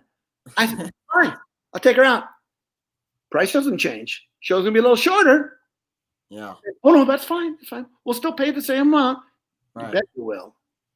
I don't know. The point is, I'm never going to argue with somebody, or I'm not even going to discuss why something is or not fun, why it's funny or why it's offensive. Right. Like, I had a lady one time say, that was kind of pretty racy. I said it came from the dog. The gag was, and I don't do the joke anymore. But I don't know why she said racy, not racist, racy. But Lucy would say, do you like Irving? No, why? He's always sticking his nose where it don't belong. Dogs do that. Right. But this woman really got creeped out by it. And it was a corporate day. I just don't want you to do that joke in the show. Fine. Yeah. And I was doing a corporate date one time, and the lady in charge was really uptight because the head guy was the head of the company was a real jerk. He was a real jerk. He's sitting ringside, and Joey looks at him and says, "Hey, what's your name?" And the guy just stared, and Joey went, "Think." Oh man. The crowd screamed. Yeah. He got up and walked out, pissed off. No. Oh And my after God. the show, he came up to me. He said, I want to talk to you. I said, go talk to your mother. Get out of here. Go. Yeah. I'm not talking to you. Go. I already got the check. If you think you're going to play anything, just get out of here. Go home to your mother. I didn't care. I don't care. I'm not going to. At this point in my life, I'm professional. I'm nice. But if they're a kook, I don't want nothing to do with them. Talk to everyone else. They laughed. It's yeah. The thing about show business. Every now and then somebody will try to tell you the audience. Okay, I work PG at the most. Mm-hmm. I don't cuss. I don't talk about sexual stuff or body parts, anything like that. But still, I don't care who you are, there's going to be some creep in the crowd who wants to find fault with what you do. Yeah. Goodbye. Go talk to a shrink or a priest, but stay away from me. I didn't used to be this. I mean, I'm a very, very nice, cordial person. But right now, when I was thinking about these bad shows you mentioned, like what's the worst shows, I get upset because I think about, why did I put up with it? Right. Remember, there'll always be people that won't get it. Mm-hmm. Remember, I don't care who you are, what event, how good, how bad, how great your shows are. Listen, we're all human beings. We're going to have good shows. We're going to have shows that we're a little off the groove. It's going to happen. Yeah. You can walk into a room. There's 6 people in that room. One person is a real introvert. One person's going through a divorce. One person ate something before and their stomach's a little bad. 2 other people are fighting. What do you got? You got 6 losers, right? Mm-hmm. Well, that can happen with an audience, my friend. And don't think it can't, because it can. You can walk out there and you can have a front row of people. I'll give you a heck of a story. Showboat, Nashville, Tennessee. Corporate buyout. Some big corporation bought the boat out for the show, right? Yeah. But it was a small crowd. It was like 150 people. The girl dancers and the boy dancers come off show. I'm standing backstage holding the figure, waiting to go on. Mm-hmm. And the girls come off and they say, Todd, they're terrible. They're terrible. I don't know. Good luck, Todd. They're terrible. Which they never, ever, hardly ever did that. Because usually it was a public gig with a tourist destination. So it was always the audience changed all the time. Mm-hmm. Tourist destination. I went out there and they weren't very good. They were pretty dead. You know why? Why? Because before that afternoon, before they got on the boat, they'd all been given their pink slip. They'd all been fired because the company was downsizing, and our show was a going away present. Yeah. No kidding. It happens, man. Listen, now, when did you find out that? Next day. Yeah. Wow. It happens, man. It happens. You can. How do you see that's what really like how do you, with so much audience involvement, it's not like you can just pull back up the fourth wall and continue the show, when you're writing on audience involvement. I mean, do you do that? Do you just switch, okay, I'm just going to, or do you say, I'm going to keep trying this audience involvement thing until I get to the next bit? I mean, is it just kind of what happens in the moment with you? With the audience involvement stuff. Mm-hmm. Well, the first type of audience involvement is Joey talking to somebody in the front row. Sure. Because he does that. That's I still keep my old format because it's always worked. Yeah. He comes out, opening joke about the piano, and then he wants to do his own act. Can I do my act? My new act? I do impressions. Yeah, he does 3 impressions, right? Yeah. And then after that, I said, what can I do now? Why don't you talk to the folks? All right. And hey, what's your name? What's your name? Hey, lady, can I talk to that beautiful lady down front in the red dress? Isn't she gorgeous? Yeah. Beautiful, isn't she? Yeah. Can I talk to her? Yeah, go ahead. Hey there, what's your name? And we're into it. Well, are you married? Then we do a marriage joke. Are you married? Yeah, well, I think marriage is like a card game. Boom, we do that joke. Right. Then there's a tag. I think, and then I do an old stock thing because it just works. Yeah, they say married people live longer. No, it just seems longer. Ask her. How long you been married? Okay. How many kids? Here's a joke. Vicki Taylor gave me this joke in Boston 30 years ago. It's a great joke. And Vicki Taylor, who was married to Roy Douglas, right? Mm-hmm. Vaudeville. They played the Palace as a duo. Mm-hmm. So here's the joke. Yeah, how long you been married? 30 years? Wow. How many kids? 1? What, your husband got a night job? Killer. Vicki and I went to dinner in Boston, and Vicki was a dynamo, powerhouse of a little gal. Funny. Yeah. We're sitting having spaghetti dinner in Boston, and she said that to the waitress, and I laughed so hard I couldn't breathe. Ricky Lane was that way too. Yeah. Ricky, I was playing the Magic Castle years ago. Ricky came out. We had dinner, and right off the bat, funny guy. So the waiter comes over to the table and says, "Would you like cocktails?" And Ricky says, "No, we're using dope now." I just started screaming, laughing. You know. Man. Yeah. So anyway, so the figure Joey, he works the crowd. One joke. Yeah, you married? Yeah. Where's your husband? Well, that's the husband. Yeah. Well, she's got a sense of humor. Hey, that's her husband? Well, who do you think it was? Her father. Hey, Mom, you see what he's doing? Cordial, Right. You apologize. I'm sorry. All right. I didn't say it. He did. I just moved my mouth. All right, fine. Why don't you talk to somebody else now? It's like a little kid who's, why don't you talk to someone over there? Hey, that dude there, yeah, can I talk to him? And now he works this guy over here. 2 or 3 gags on this guy. And then boy, what do you know? What? Got people from everywhere. They say travel broadens one. Looks like that back row's been all around the world. So he just. When you have like a difficult show, you just continue with it, and you just move around. Yeah, because you have to have those prepared. If they don't answer, okay. Hi, what's your name?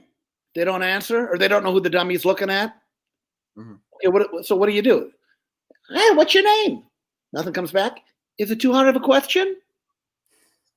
Right. Hey, lady, read my lips. What's your name? This stuff. Remember, all you vents out there, the dummy can get away with it. He's not being chauvinistic.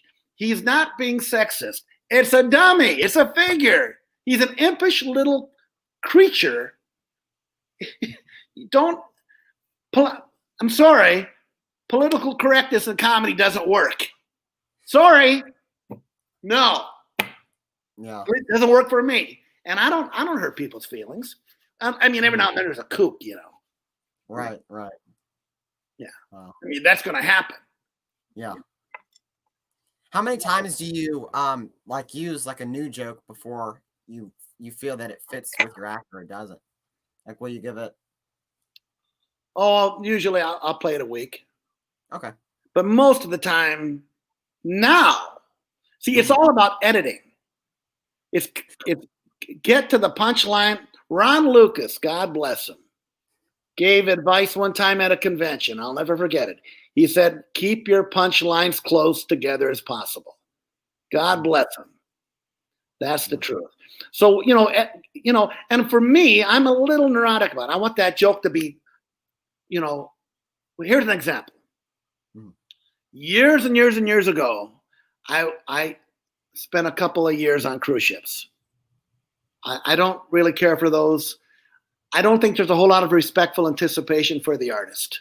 They haven't come to stand in line and buy a ticket and sit in the theater. They paid for their cruise. They come in, they sit in these loungy, soft couches and stuff, right? So, and they paid for the cruise, so they're, this better be good. Sometimes you get that. Sometimes you don't. Sometimes you get very nice people that are very receive, they want to receive the, but it's sometimes now years ago, see, when I did them, it was all rich old people, but I got to go around the world. Right. In the old days, a lot of us older guys, we got to, But a lot of those days, in those days, a lot of them were hard of hearing. See, now that's the other thing. See, you're on a ship that's rocking. The average age is 75, and they're hard of hearing. Not the greatest, right? But there again, I wrote a great opening joke for those rooms in those days. First thing Joey would say is, I've never seen so many beautiful, sophisticated, intelligent-looking women in my entire life. Good. And the gentleman, I've never seen so many 50-year-old suits in my entire life. Killer. Yeah, that's great. You know? So you hook them in the front end. Hook them in the front end. You know? And something kind of a little timely, you know? I remember for years, Mike Tyson, Joey did his impression of Mike Tyson. He just fell over. Killed. Because Mike Tyson was a bully. You know, he bit that guy's ear off. Yeah. So, I mean, I do some political stuff, and sometimes people get a little nervous. You know, I remember when Bill Clinton was in trouble. I wrote a joke. I don't know if I remember it. What do? I'm a ventriloquist. I make things talk that won't talk. Well, why don't you get Bill Clinton on your knee? I hear he's looking for a new job. That's when he got impeached, you know. See, that was timely, right? So that, you know, I remember I wrote, so I tried to keep things timely too. Like a few years ago, the dog says, I'm working at a dog training school out there. Hillary Clinton brought in her dog. What was the joke? Hillary Clinton got her dog in, can't train it. Oh, what's his name? WikiLeaks. Killer. You know. Yeah. There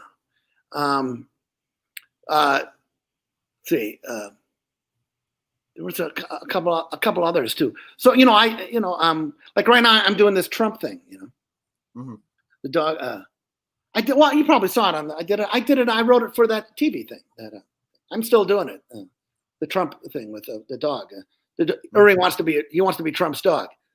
Oh, really? What would be his first command? Sick him. Who? You know all those guys in Hollywood that said they'd move to Canada? He got elected? Yeah, I'm going to chase him up there.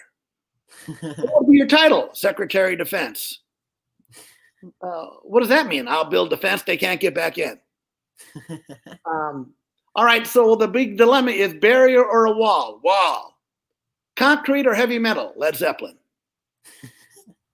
How high? Real high. Like what? Willie Nelson. So I'm still doing that bit. It still plays strong, you know. Yeah. I used to do this. This was kind of edgy. People thought I was pushing it. I wrote a Christmas routine one time. Christmas test. Who's big, fat, and jolly comes into everyone's living room? Rush Limbaugh. Back when he was a big fat guy. Okay. Right. Okay. Who's Santa's friend with the big red nose? Ted Kennedy.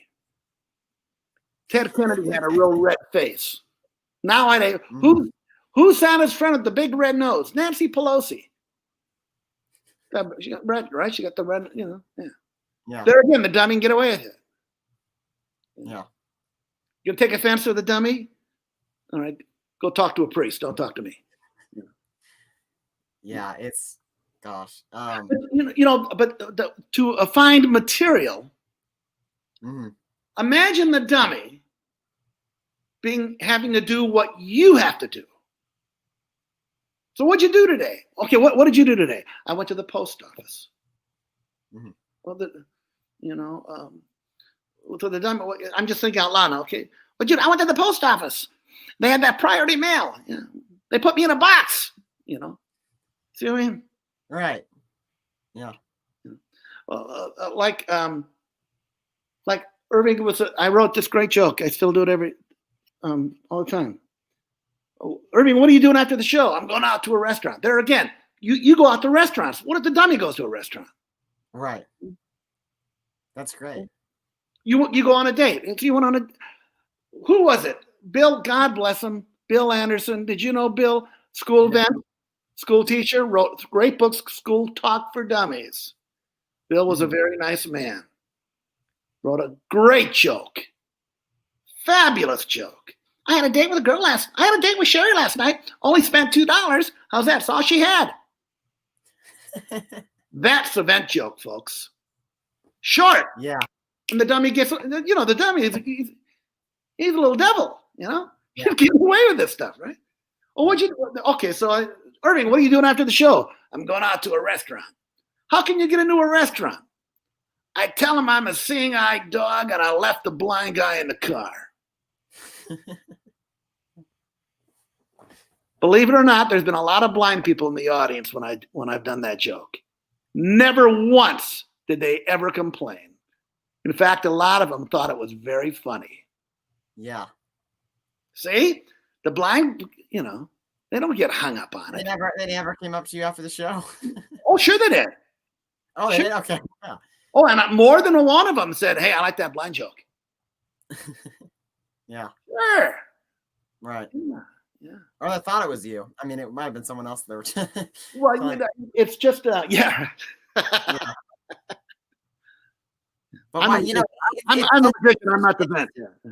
Yeah. What'd you say?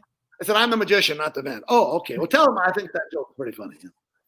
Well, it's so hard to, political comedy because you got to appease both sides if you're going to go one way or another. I mean, it's more like, whatever is in the news and whatever just kind of fits with.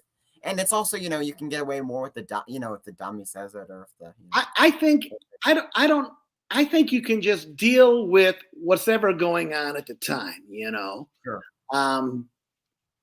I have this idea for a joke. I haven't written it yet, really, but I'll tell you. This is how it's, So here's the bit. Sure.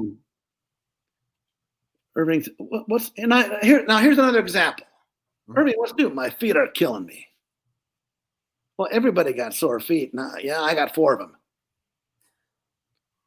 Well, of course, it happens to me. Yeah, but you get to wear shoes. I don't wear shoes. What if why don't you, maybe they make doggy shoes? No, then you got to rotate them. Forget it. Well, you have to go barefoot. It's just the way it is. The joke is, what could be more disgusting? Why don't you go barefoot? Well, what could be this isn't it, but what could be more disgusting than a dog going barefoot? Chuck Schumer going barefoot. Well, maybe not. Maybe not. I don't know. It's been, it's kind of germinating in my head. He's on the news all the time. Right.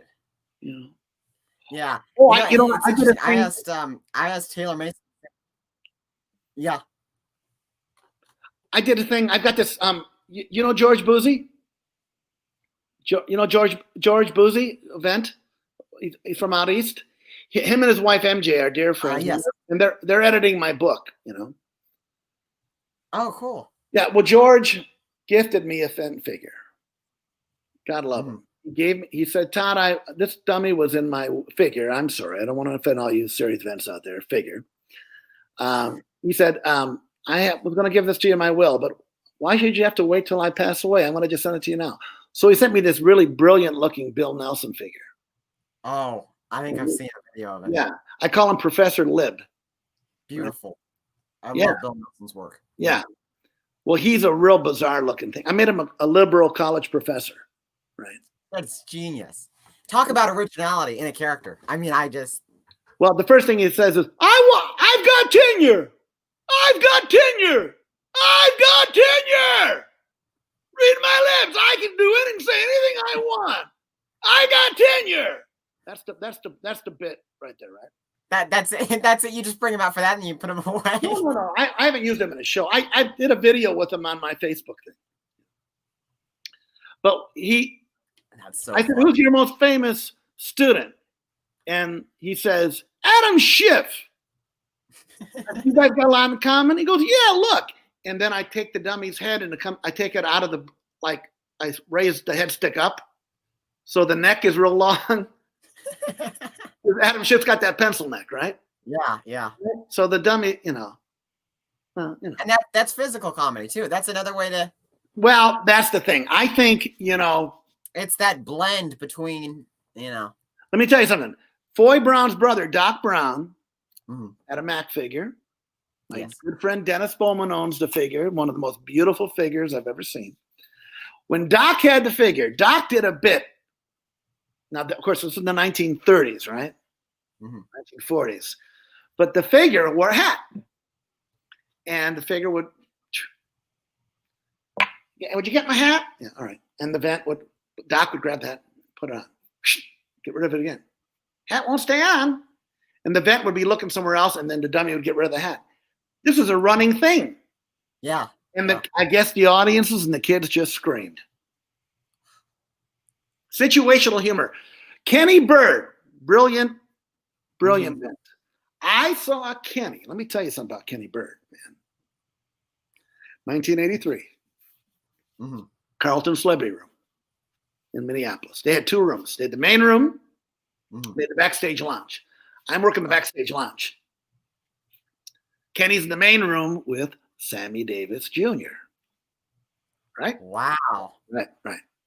And Kenny, he just blew me away. I'll tell you how strong Kenny was. He had that figure. Joel Leader made that figure. Rudy. Yes. Little Rudy. Yeah. Well, Kenny did a lot of situational humor in his act. And that's where I learned the power of situational humor, was watching Kenny. Because Kenny could milk a bit brilliantly. Well, let me tell you about this little Mr. Bird here. I was doing 2 shows a night. Between my shows, Kenny was on for the early show. So I would run out of my dressing room and I'd take this back stairs. I come in the back of the theater in the balcony. Yeah. And I watched people in that back of that balcony, and they were on their edges of their seats watching Kenny. He had them right there, man, right in the hand. And he had Bill Boley made him the bird, the crow, the huge orange beak. Brilliant. Everybody can see that mouth move. Yeah. There's another thing. Don't ever let anybody tell you that everybody has used Marshalls. You shouldn't use let me tell you something. Frank Marshall had something figured out. That nice big mouth. Everybody can see it in the back of the house. I remember Vonda K. Van Dyke, Miss America, Marshall figure. Yes. She said, I wanted a Marshall figure. I wanted that look because that nice big mouth, everybody can see it. No kidding. I'm kind of I'm really getting out there. I'm sorry. No, but it's interesting because that's a whole other thing that I've never. I should interview some pageant ventriloquists, because it's kind of become a thing where they have the 2 soft puppets and it's kind of the typical thing. And so to see someone that kind of varies from that is, you just don't see it a lot. Most of the pageant events years ago, all they did was sing. Right. Okay. Well, and TV, TV is a weird thing, you only got to do 3 minutes or 6 minutes, but you better know like when I did Letterman, I was on that showboat in Nashville, Branson, Missouri. Yes. Now I had been doing my act for a long time, but I still had to know my time. So I had to edit my act, do an edited version of my show for that TV show. Okay. So I had the lady at the gift shop with a stopwatch. I knew what I was going to do. I pretty much knew it. And for a week, I had to put the stopwatch on my act. And I knew the time. I would, when you're in a review, see, they don't have review shows anymore. So a lot of it's unfortunate. Because when you do your act every night, 2 shows a night, you hone that thing down to right? Right. And it's the greatest, man. There's nothing better than having your act right there, solid. There's no fat on that act. Bam, bam, bam, bam, bam. Don't waste their time. Don't waste your time. Don't depend on the band. Just get out there and nail it. And the only way you do that is by doing your act a zillion times. Mm-hmm. Well, when I did the Letterman thing, Yeah. I had that act down to 5.5 minutes. TV people love it when you know your time, because then they don't have to go this, and this. Right. Right. And that's so it's know your stuff and edit it and get all the fat off it. And but I write material in the shower. I get an idea and I'm doing the lines in the shower, and then I'm switching it. No. Oh, here's what I want to tell you. Here's an example of a joke. I got booked at Alcoholics Anonymous New Year's Eve party. And Bob Trent from Chicago, he's dead now, but Bob was brilliant. Yeah. I should tell you, I got another Bob Trent talk about brilliant. Alcoholics Anonymous, I guess you can't ask people for their names. That's not a lot of pandering. Well, I remember I was nervous as and Bob was playing St. Paul at a sportsman show or something. Yeah. And Bob, I remember when I used to go over there, we'd go to the coffee shop and we'd eat, Hey kid, he used to call me Punk. All right, Punk, what do you want now? Well, I got a club date New Year's Eve. For who? Alcoholics Anonymous. Use every drunk joke you know. That was his answer. Yeah. What? Kid, do it. Well, here was the joke. I did a bunch of them because I had been working on those cruises, doing those, where they're serving booze anyway. So I had some drunk jokes. Dick Weston helped me a lot.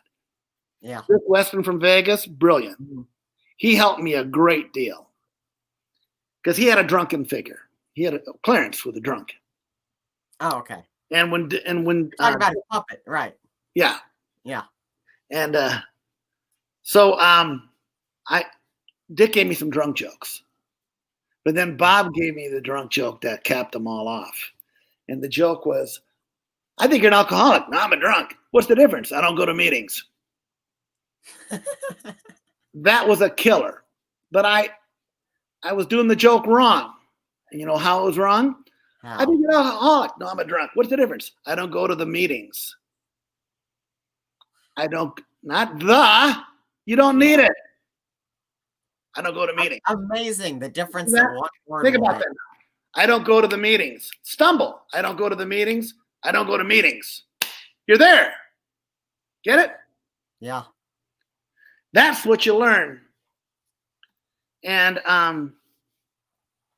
it's just, all right. Now here's the story of all stories. I got booked a club date. Well, now see, us old timers, club date meant one nighter. Okay. Like a country club gig. That's what we used to call them. Nobody, all you young guys don't know what that means. Now you call them one nighters or corporates. We used to call them club dates. I got booked club date for a company that made penile implants. Huh. For guys that have trouble. Right. I'm trying to keep this. This was a medical thing. It's a medical thing, right? Yeah. But here's the joke that Bob Trent. So I go to see Bob. Bob's playing gig in St. Paul. Bob used to MC these huge sportsman shows with the Crow, with the dummy Crow, Roscoe the Crow. So I said to Bob one time, I said, well, I got a weird club date coming up. What is it? I said, it's a company that makes the implants for men who have a problem, Yeah. And he said, well, of course you're doing special material. And in seconds, he wrote this joke. We're walking up the stairs. He goes, I got it. Bob was that way. Bob was that. We're walking up the stairs. He goes, I got it. And this was the joke. This was the biggest laugh I ever got in my life. with the figure. The audience thing is a killer. Well, the way I do it my own way. It's a killer. But this is the biggest laugh I ever got with a vent figure. And now I remember this was a corporate audience. They were serving alcohol. I don't do any cussing. I don't drop nothing gross. But this is the deal. Pop said, "Where are we tonight?" I said, "Well, this is American Medical Systems." And Pop said, "What do you know? I got me a new AMS 700. I got a problem, though." And I looked down at his lap towards his zipper, and he said, "Not there." Turned his head around. "Back here." They installed it on the wrong side. You see what you get? You see what I'm talking about? Yeah. A penile implant. They installed it on the wrong side. All the dummy said was, "Not there. Back here." When that head turned around, he said, "Back here," the room exploded. Oh man. Not to mention the fact that it's like a merge between the situational comedy and then also setting up the joke. Wow. It stopped the show.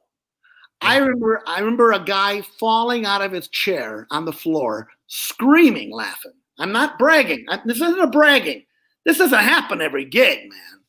But you're asking about certain gigs that I remember that were so bizarre, Yeah. This was one. And then Pop said, "I got to watch you all back into." Well, it was one of these, and it just, the waves and the waves and the waves, See, but that was then. That was 1985. Mm-hmm. A long time ago, and they were serving alcohol. Still, I never talked about body parts, but I didn't have to, you see. All the dummy said was, "Not there, back here." So we didn't say the word to describe the anatomy or anything like this, Right. Because the thing is I never had the personality or the face. Well, first of all, I would never work that way. I would never drop the F-bomb. I would never, my figures never would. Because I believe there's the impish, endearing charm of that figure. Mm-hmm. A little guy. He can be a little devil and embarrass people, but he's still a poor little guy that lives in the suitcase. He doesn't have the greatest life. Mm-hmm. He has to come out. He's got to entertain all these people. He's got to work with you. He's depending on you to make sure you don't forget the gag or God knows what, right? He's not too impressed here. I always loved it when Fred Mayer said he doesn't hold any will towards anybody, but he's not impressed with anybody either. Pretty cool description, don't you think? I love that. Wow. That is right on. That's so great. Wow. I love that. So in wrapping up here, Todd, what are your hopes for the future of ventriloquism and where do you think it will go? I think it's got more opportunity now than ever. Okay. Oh my God. Why look at all the ones that won that show. I was a top 4 finalist. I lost to the Sandman, the hippie guy that made pictures with sand. It got down to me and him and how he picked the sand guy over me. Big deal. Yeah. Could have used that $1 million though. Yeah. Where is the sand guy now? I don't know. But because of that show, it's given ventriloquism a tremendous boost. Mm-hmm. It really has. I mean, Darcy made it charming and sweet and lovable, and Terry made it really. I mean, Terry did something that nobody ever saw before this. Yeah, surprising. Well, Willie and Lester sing. They're great singers. Yeah. But people haven't seen Willie in a long time. Willie. When I back in the 70s and the 80s, I saw Willie on TV all the time. Yeah. Great singer. Mm-hmm. But nobody had seen a singing event in a long time. Well, anyway, okay, so where's it going? Well, there's so much opportunity. So you have on the internet. I don't know what you're gonna have your own internet show. Mm-hmm.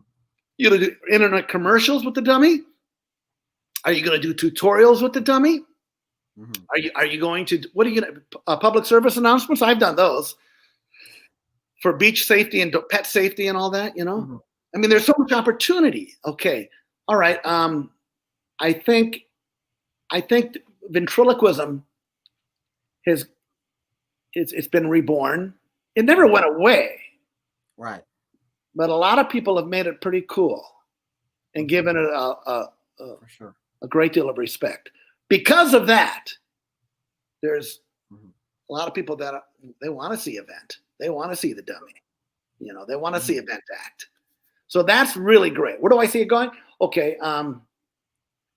Well, there's work out there, but you got to go get it. And you'll get 50 or 100 no's, but then you'll get a yes. And then you do the show.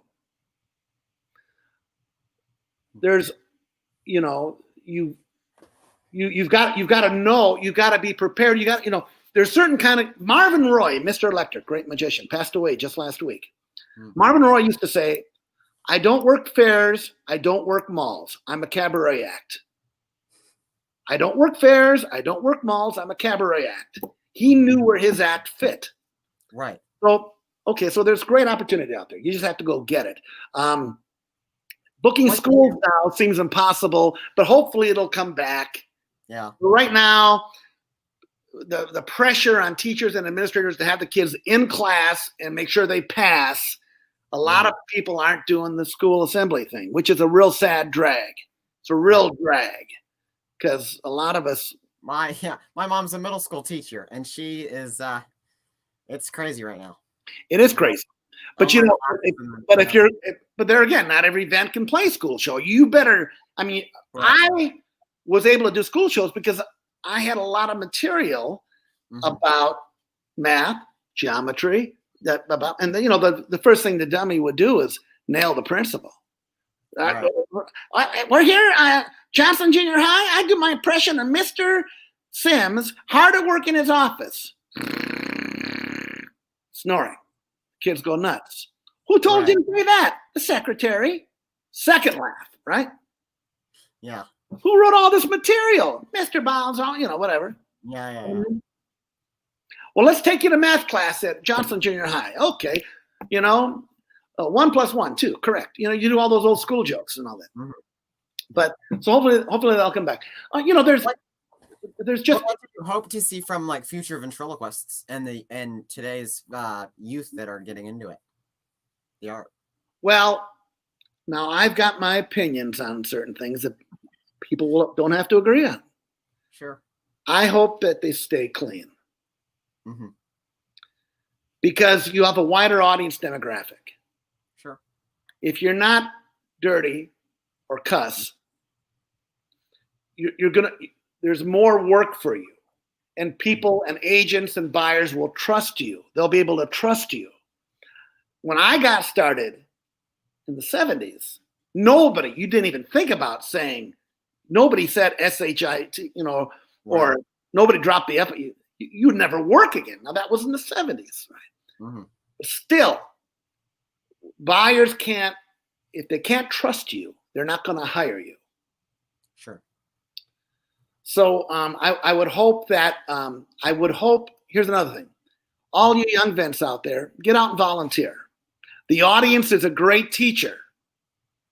The audience is a great teacher, but don't volunteer just one show a month. No, do 3 shows a week. Heck, man, I used to do 12 shows a week. As a volunteer, I did 12 shows a week from 9th grade through 12th grade.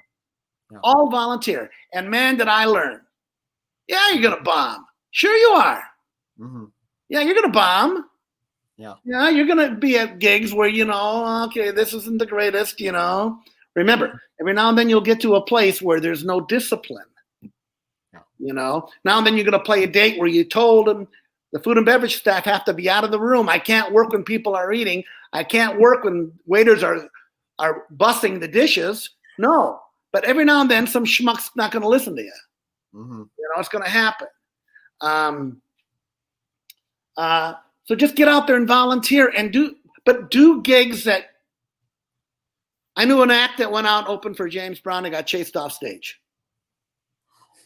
I got a call one time to open for James Brown, and even the agent knew. He said, "Todd, James Brown needs an opening act this weekend." I thought, but I don't think that's really for you. I said, "No, it's not for me." Yeah. I knew I didn't belong opening for James Brown. They hired a comedy magician. The audience chased him off stage. I don't know if he even did the second show. Don't book dates where you don't fit. You can't play every date. You can't play every date.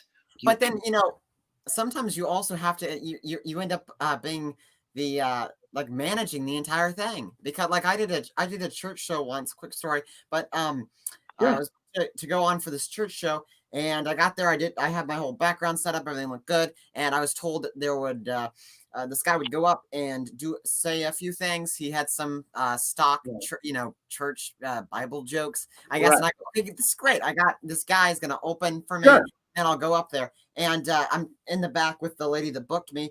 And she goes, okay, right after he goes up, you're going to go up. And then this older couple walk up. The lady sets her giant Bible on my stand, on my puppet stand, and the guy's got a guitar, and they go, "Hi, we're so-and-so, and we'd love to share a few hymns with you this evening.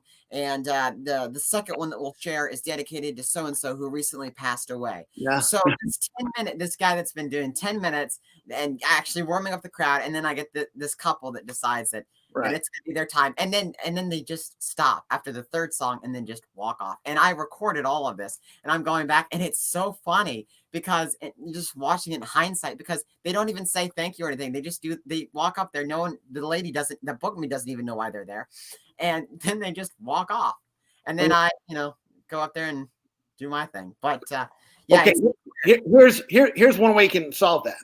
Yeah. You put a second microphone to stage left or stage right, and you say, you use that one. Don't touch my props or my mic. Right. Now, I always keep a second SM58, because if there's somebody who wants to do some talking or something like that, and it used to really, back in the old days, when I'd walk out the figure, I didn't have a free hand to put the stool back behind the microphone stand.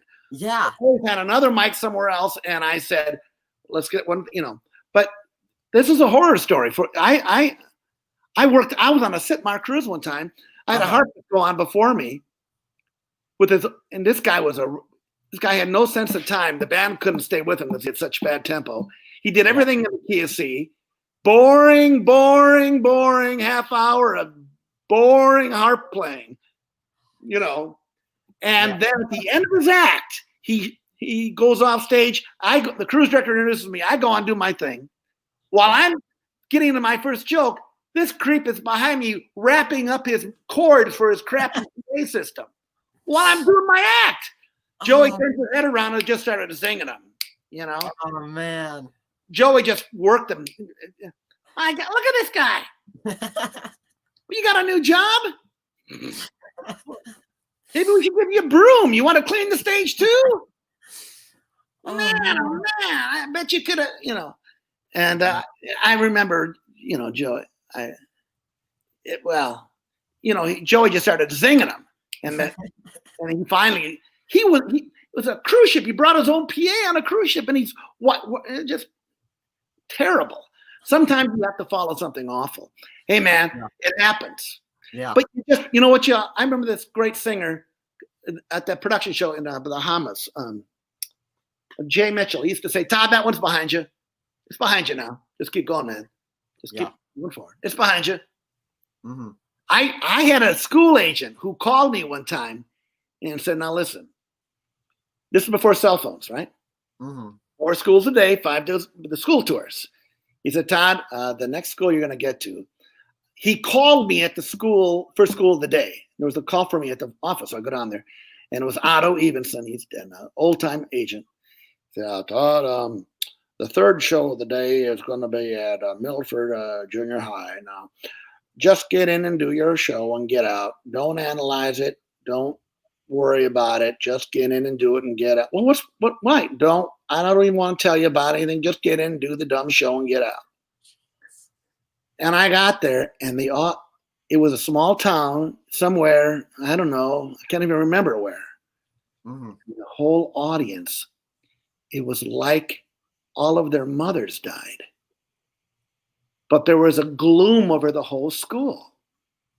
Yeah. They just weren't happy people. It was like a twilight zone.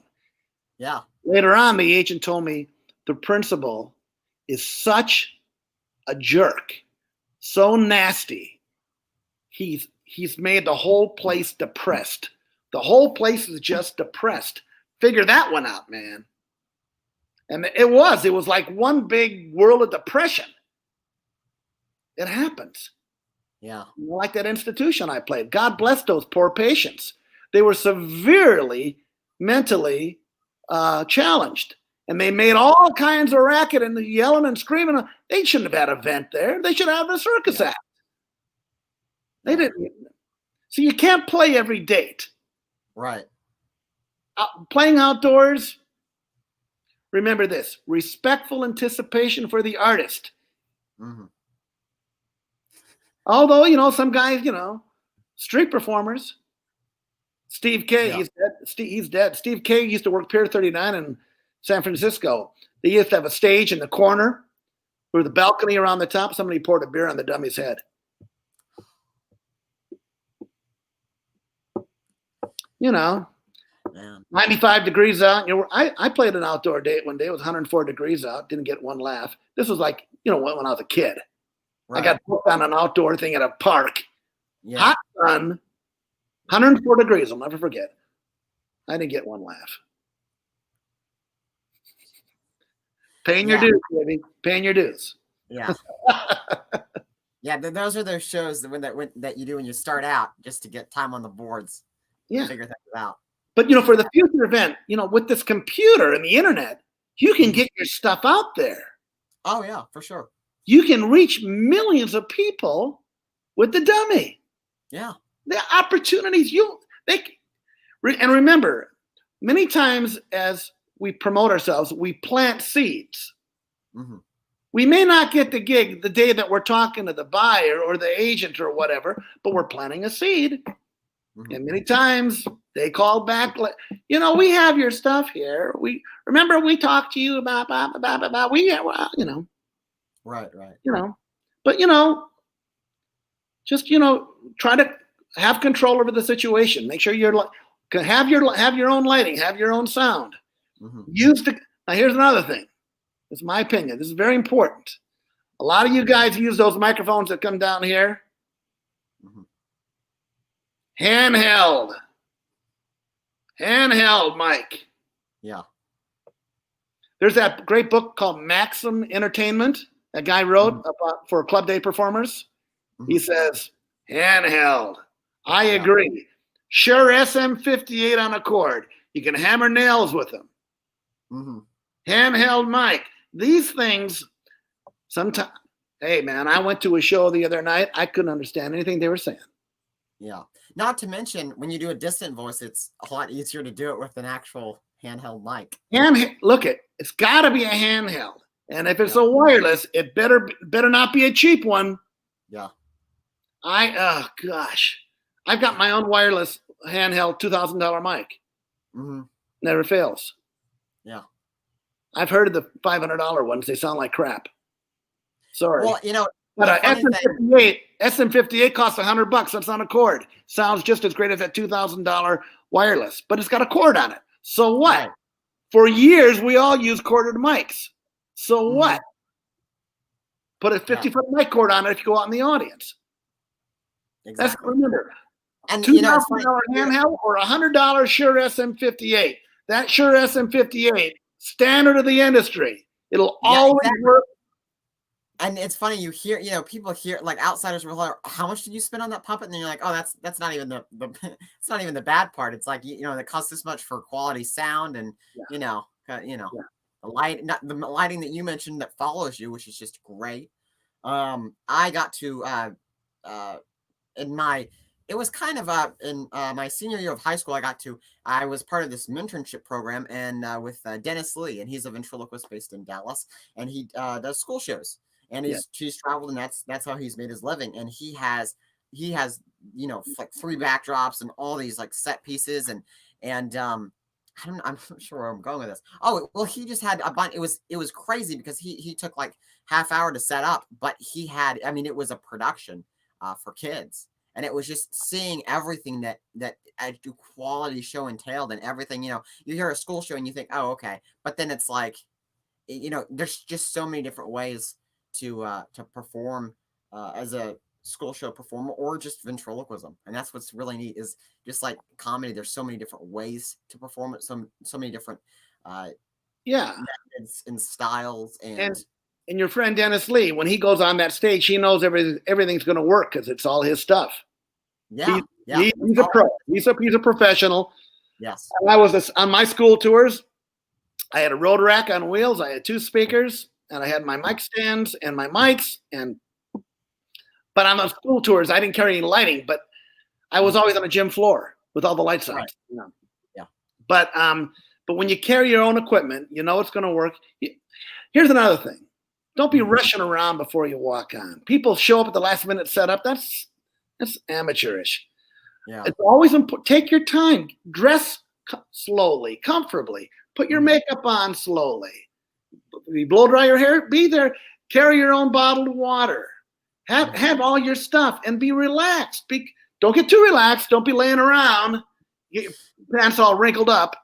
But don't be hectic before a show. And make sure your suit, your clothes are nice and clean and wrinkled. Make sure your shoes are shined. Don't wear scuffy shoes, crappy looking shoes. Never, never, never. Make sure bring your show shoes separately, and they're nice and shined. And I don't care if you're wearing jeans, whatever, your shoes should be shined. A lot of these places now, they make these wingtips with cushion, but they're nice shiny leather. Nice shiny leather. It looks good with blue jeans. Yeah. But they got to be shined. They got to look like they just came right out of the box, nice and clean. Very important.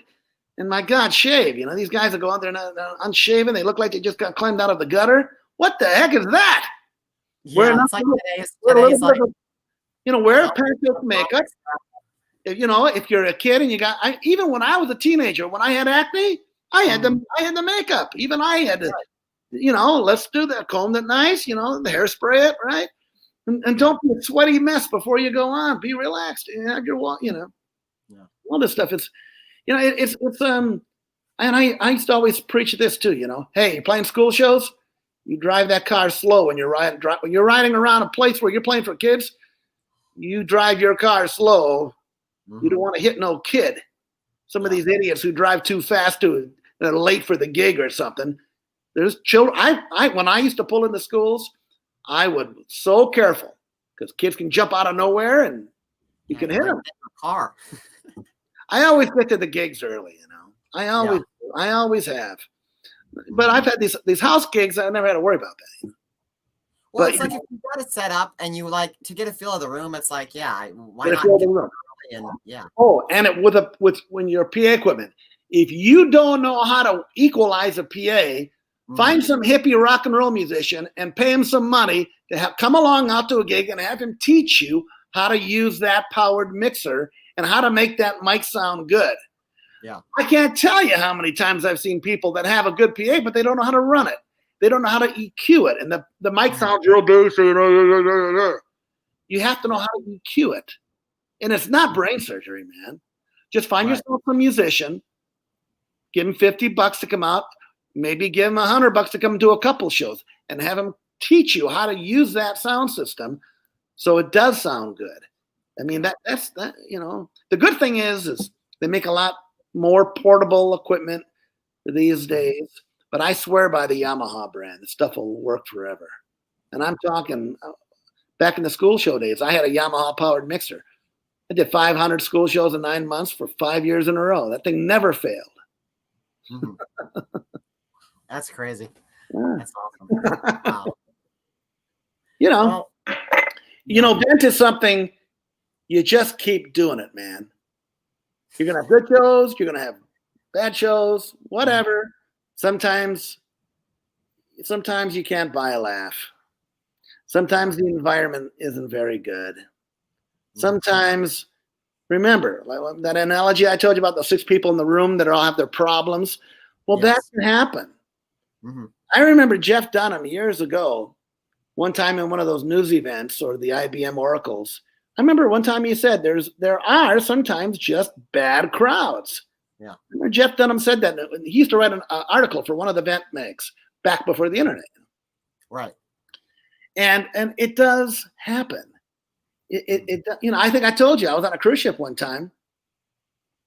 Right before I was going on, the captain came on the PA and said, "Ladies and gentlemen, this is Captain Anista Marciana Vergine. We have had a airplane crash today, and 4 of our passengers and 6 crew members all perished in the plane. Can we have a moment of silent prayer? This is a terrible tragedy. Can we have some moments of silent prayer, please?" I'm looking at the dummy. He's sweating. Right. I mean, I'm holding the figure. The cruise director is about ready to go on and introduce me, and the captain comes on and does this. We were in Alaska. Sightseeing plane crashed. They all died. But you know what? Oh, and I used to do a couple of gags that were kind of like funeral jokes. Like Joey would say, it was a stock bit I used to do. Joey claimed he was a lifeguard, and he's going to, okay, Joey, if she's in the water, what do? I throw her a life jacket. You can't. It's too far. I walk out. No, the water's too deep. I get in my motorboat. There's no motorboats. What do you do? And Joey, she was a nice kid. That was right? Oh, man. And then I do a joke with Pops and Lily. And Lily says to Pops, "I bet you never seen anything like me before." And Pops would say, "Not without digging." Right? Okay. So those 2 jokes, boom, the red flags came up, boom, when I'm doing my act. But you know what? Here's the thing, Landon, and to all you vents out there.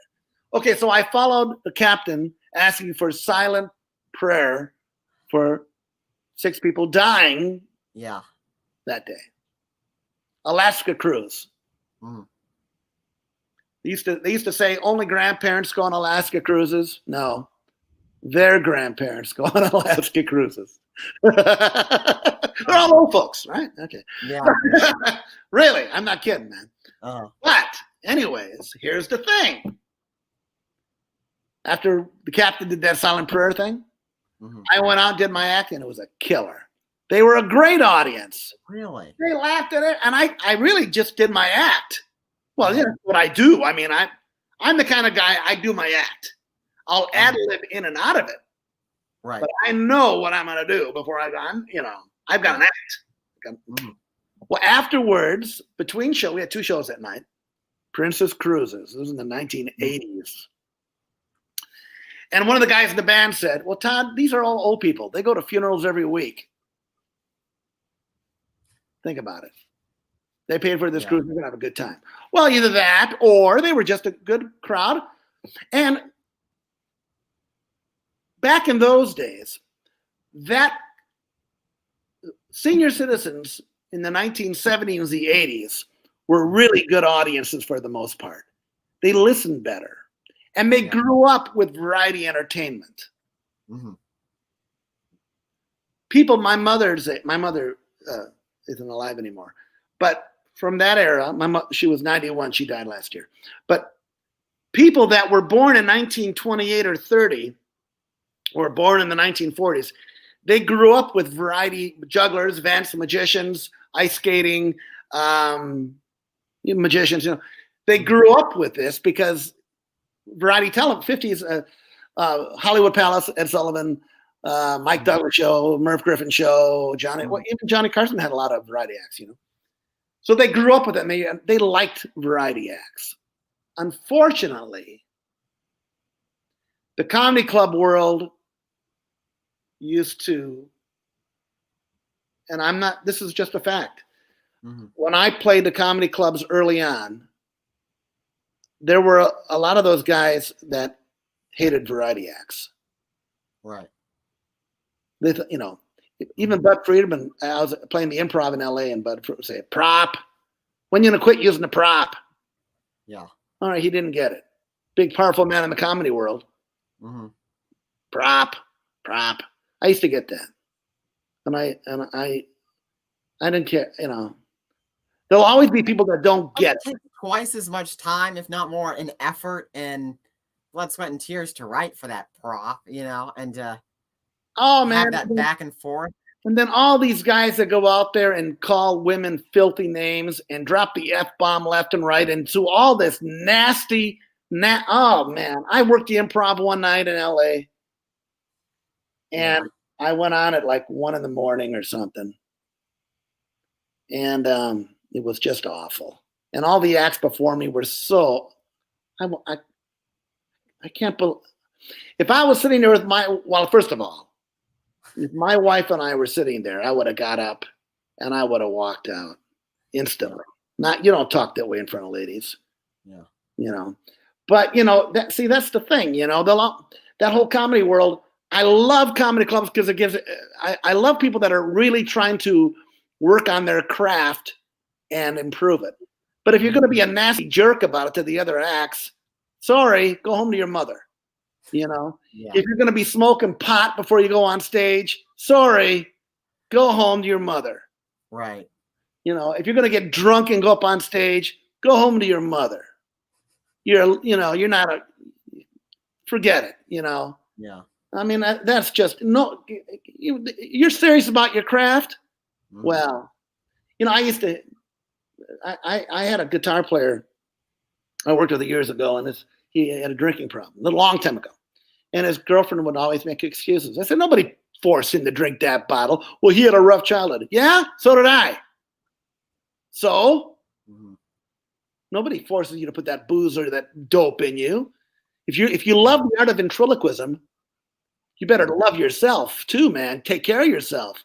You know. Yeah. Oh, and here's another thing too. Stay out of loud and noisy bars.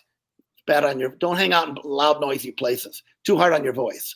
When you wake up in the morning, drink one good solid glass of water before you say a word.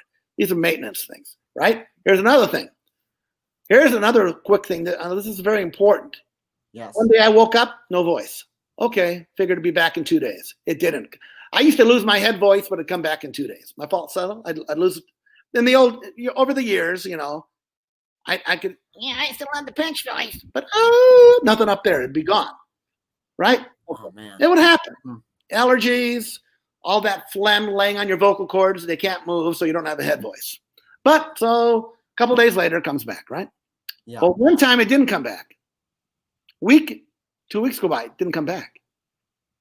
Listen to this. I went to the University of Minnesota. They did the vocal strobe where they stick the wand with the cable down your throat to take a video of your vocal cords. You see it on the TV monitor. Yeah. You know what they said? You've got nodules, Todd. You're going to need surgery. I went and sat in my van. What? You're going to need surgery. You won't be able to talk for 6 months. I sat in my van in serious depression. I was in a production show. I had got Maverick to sub for me because I had lost my voice. So Maverick was covering for the date for me. But they were depending on me, and I had a mortgage to pay for. Yeah. I call Opryland. I tell them. They said, "Get down here. We're going to take you over to Vanderbilt University." Got on the airplane, flew down to Nashville. They took me to Vanderbilt. They did the same video strobe down where they video your throat. Right. Todd, you don't have nodules. You don't have nodules. No, you're inflamed. But here, this steroid shot will help. They give me the steroid shot in the hip. 2 days later, my voice was back. Misdiagnosed. Yeah. You always have to get a second opinion. A second opinion. Yeah. And then I remember, you know Geraldine and Ricky? You know Geraldine? No. Geraldine Reagan and Ricky, great gospel vent. Okay. Great. Good friend. She's from Alabama. Geraldine has a fake. She's worked gospel gigs her whole life. Mm-hmm. We were doing a cruise together with Dr. Charles Stanley. This was in the 1980s, and Geraldine Sweet as Sugar. Yeah. Well, one day I'm in the dining room having breakfast, and there's this preacher guy, and I'm sitting there, and Geraldine isn't there. But I'm sitting there and a bunch of other people, this preacher, and this preacher guy's talking like a big shot, you know. Mm-hmm. And someone said, well, we sure liked Geraldine Reagan last night. And this preacher said, she won't have a voice in 5 years. She won't have a voice in 5 years. What she does to her vocal cords, it's terrible. She won't have it'll be over for her. He was completely full of crap. Yeah. See what I mean? There'll always be people that try to, you know, if it's not some foul mouth creep in a comedy club, it's some, you know, somebody else. It's always going to try. There'll always be people that don't get it. Mm-hmm. Hey, man, Danny Thomas, the great Danny Thomas, gave his daughter Marlo Thomas for her 18th birthday. He gave her a racing horse bridle with blinders. She said, "What's this?" He said, "Baby, run." She was going into show business. She was an actress. Mm-hmm. She married Phil Donahue. Well, at 18, she was kind of jealous of other performers that were making more strides in television than she was at the time. Right. So Danny gave her this racing horse bridle for her birthday and with the blinders. He said, "Honey, run your own race. Don't watch the other horses. Run your own race." I love that. That's what it's about. Yeah. You don't have, you know, you don't have, it's not it's not in the cards for you to be another Edgar Bergen. It's not in the cards for you to be a Jeff Dunham. It's not in the cards for you to be a Darcy Lynn. It's not in the cards for you to be Joe Schmo. No, everybody has their own path and takes their own path and does their own thing. Yeah. Just don't get hung up. People either get hung up on the fame thing, or they get hung up on booze, or they get hung up on sex, or they get hung up on something.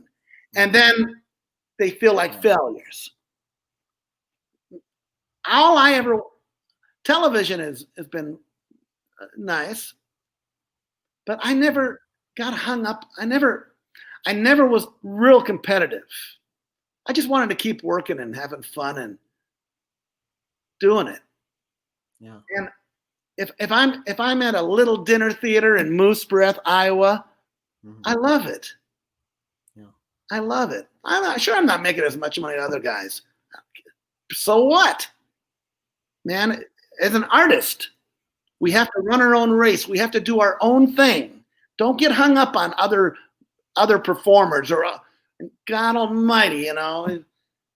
Don't let some family members I used to say at the event convention one time, I used to say, "Hey man, if your girlfriend doesn't like your figures, get a new girlfriend. If your boyfriend doesn't like you being an event, get a new boyfriend. Mm-hmm. Don't let somebody build a ceiling on you because they're hung up. Yeah. You know, you're an artist. Do your thing, man. But don't get hung up on others. Because really, God made each one of us an individual. Yeah. He made each one of us an individual. And it's so, and the beauty of ventriloquism and show business is the evolvement of it. You know, it may not happen as fast as you want it to happen. And you know, hey man, so that one agent called about me doing that thing that opened for James Brown. Wasn't in the cards. Doggone right it wasn't. That certain TV, I've turned down a couple TV shows because I know I don't want to do that. I don't want to be part of that scene. It's not for me. I don't fit there. I don't need it. Right. I'm not gonna be a pawn. You know, that 99% of my 98% of show business have been pretty doggone good. Yeah, but that's the interesting thing too, is that, you know, you have all these, you know, media outlets that, you know, some of them are helping ventriloquism like AGT, but then others want to like report on the convention and make it look like it's this sad little thing and that it's a dead art, and they don't actually want to like. They've always everyone wants to push it, even when it's like right now when it's thriving. They've always done it. Imagine, but even as a media source, imagine how original of content you could create if you did something positive about it. Right on, man. It just right.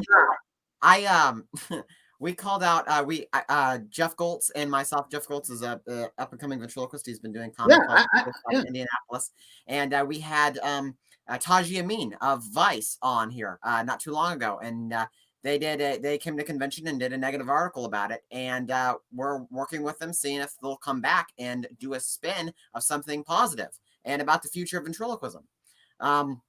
So yeah, and we called them out for some.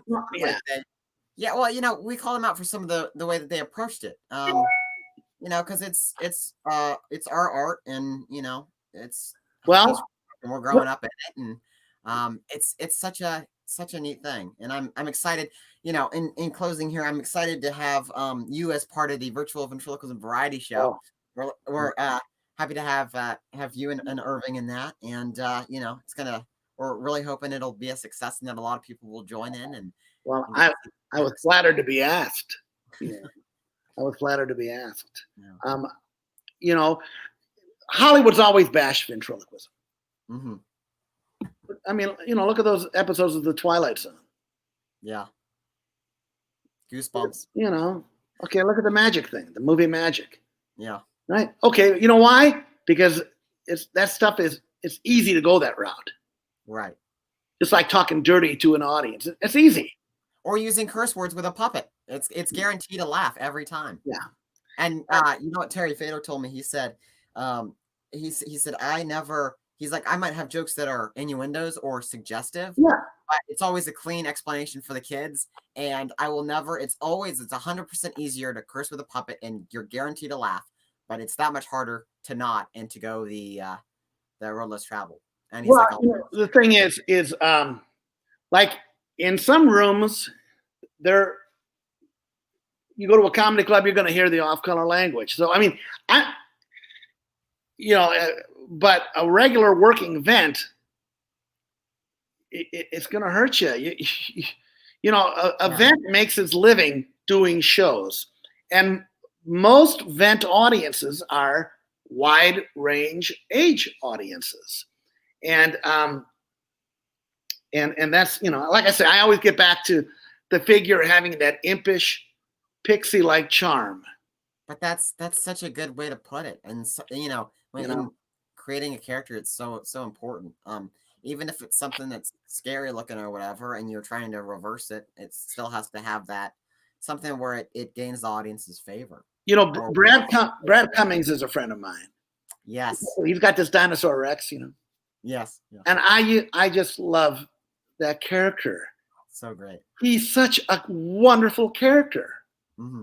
He's such a wonderful character. The character of that. Mark Merchant has Jackson. Yes. Yeah. Jackson is a wonderful character. Yeah. Those guys, I scream laughing at them. Yeah. But the characters are so great. Yeah. And Brad does a joke. I won't do it because if you're watching, you know what joke I'm telling you about. I scream every time the dummy does it. But you know why? Because Brad is an individual, and he spent so much time, and now that dummy has an individual, charming, special thing. Well, it wasn't easy. Brad paid his dues like the rest of us. Mark Merchant. Yeah. I got Mark the gig when I left the Bahamas. I got Mark the gig there. So he did 2 shows a night, 6 nights a week for a zillion years with Jackson. Right. Jackson's character developed into this, So that's all you vets out there. Get out there and now don't volunteer free shows when the client's gonna pay. You don't want to ace some other working pro out of a good paying gig, because those aren't the kind of gigs, But senior citizen luncheons are a great place to break in stuff. Energy can be low. Mm-hmm. Sometimes it's high. The independent senior living places. Yeah, older women's lunches are pretty. They're great. Yeah. They're great. Here's I did one. I'll tell you real quickly. Yeah. Delta Kappa Gamma Sorority Women Educators. Minneapolis Women's Club, 1990. Yeah. I got booked at it. My agent at the time booked me. And here's again, opening joke, right? Yep. Now you can't always do an opening gag for that client. Sometimes you can.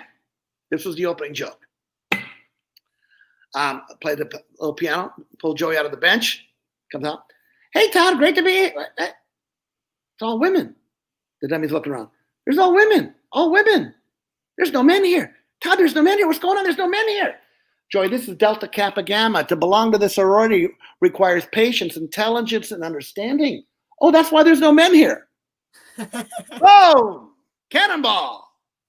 Boom! We're in like Flynn. And then you tag it. Well, They forgot that joke. Boy, they all can relate to that. Can't see the tags? Yes. Yeah. They can relate to that. Look at lady. What do you think we're talking about? Your husband? You know what I mean? Bam, bam, bam, bam, bam. You know? See what I mean? You know what I mean? Yeah. Yeah. Oh yeah, all women audiences, great. You know who are great? Nurses are great. You know who else are great? Undertakers are great. Morticians, great audiences. Physicians can be a little quiet. Engineers, they're trying to figure out how the dummy works. Morticians, party animals. Really? And nurses. Nurses are great. Oh yeah. Yeah. You can sometimes, I remember one time I was doing a Catholic school, Okay. And Joey looked at a nun, Oh, and he said, I've seen you before. I've seen. That's Catwoman. You're on Batman. No. No, that's Sister Monique. Batman's got a sister. Oh man, that's hilarious. Oh, here's one, man. Here's a story for you. You want a story? Yeah, sure. All right. I'm playing in Nashville. I'm playing the production show at night, and then I'm out during the day to do those school shows, right? Well, I worked for a crooked school agent for about, 15 minutes. This guy was a real crook. He would book anything at schools to make a commission. He was a bum. I didn't know it at the time. Yeah. I didn't working for him very long. So he told me I was had to be at this high school in Eastern Tennessee, like at 9:00 in the morning. So I drive the night before, after my production show, I drove up, checked in some flea bag motel, woke up, had breakfast, got to the school early, right? Yeah. Principal was a big fat redneck guy. And he said, I didn't book no puppet act. I booked country singer. You take your puppet to go home, boy. I said, sir, I have the confirmation. Boy, I did not book no puppet act. I booked country singer. We don't want no puppet act here, boy. Well, I did some fast talking and agreed to let him take the date. And this is one of those, back in those days in the South, the kids were paid $2 to come to the show. You get $1, the school will get $1. Right. Yes, there were principals that would rip you off. Mm-hmm. But anyways, so I convinced this big redneck guy to take the show. And it was in an auditorium, a nice auditorium. Really? Right? Okay. Okay, back in those days, I had my road rack. I had a cassette player that played the music, my opening music, and I had a foot switch down by the mic stand. The button on the left would start the tape, and the button on the right would stop it. And I had my music all queued up, right? So I used to always tell the MC or the principal, after you say Todd, this is a high school day, so I used to open up with Stand By Me song. So I'd say, as soon as you say, please welcome Todd, Oliver, and Joey, hit the button on the left. Okay. And that's what they would do. And then the music would start, and then the figure, and I'd walk out with the figure. And back in those days, I kept pops in the piano bench. Okay. Well, this big fat redneck principal, I didn't know it. He had a folding chair on stage next to my stool. He introduces me, then he sits down on the chair.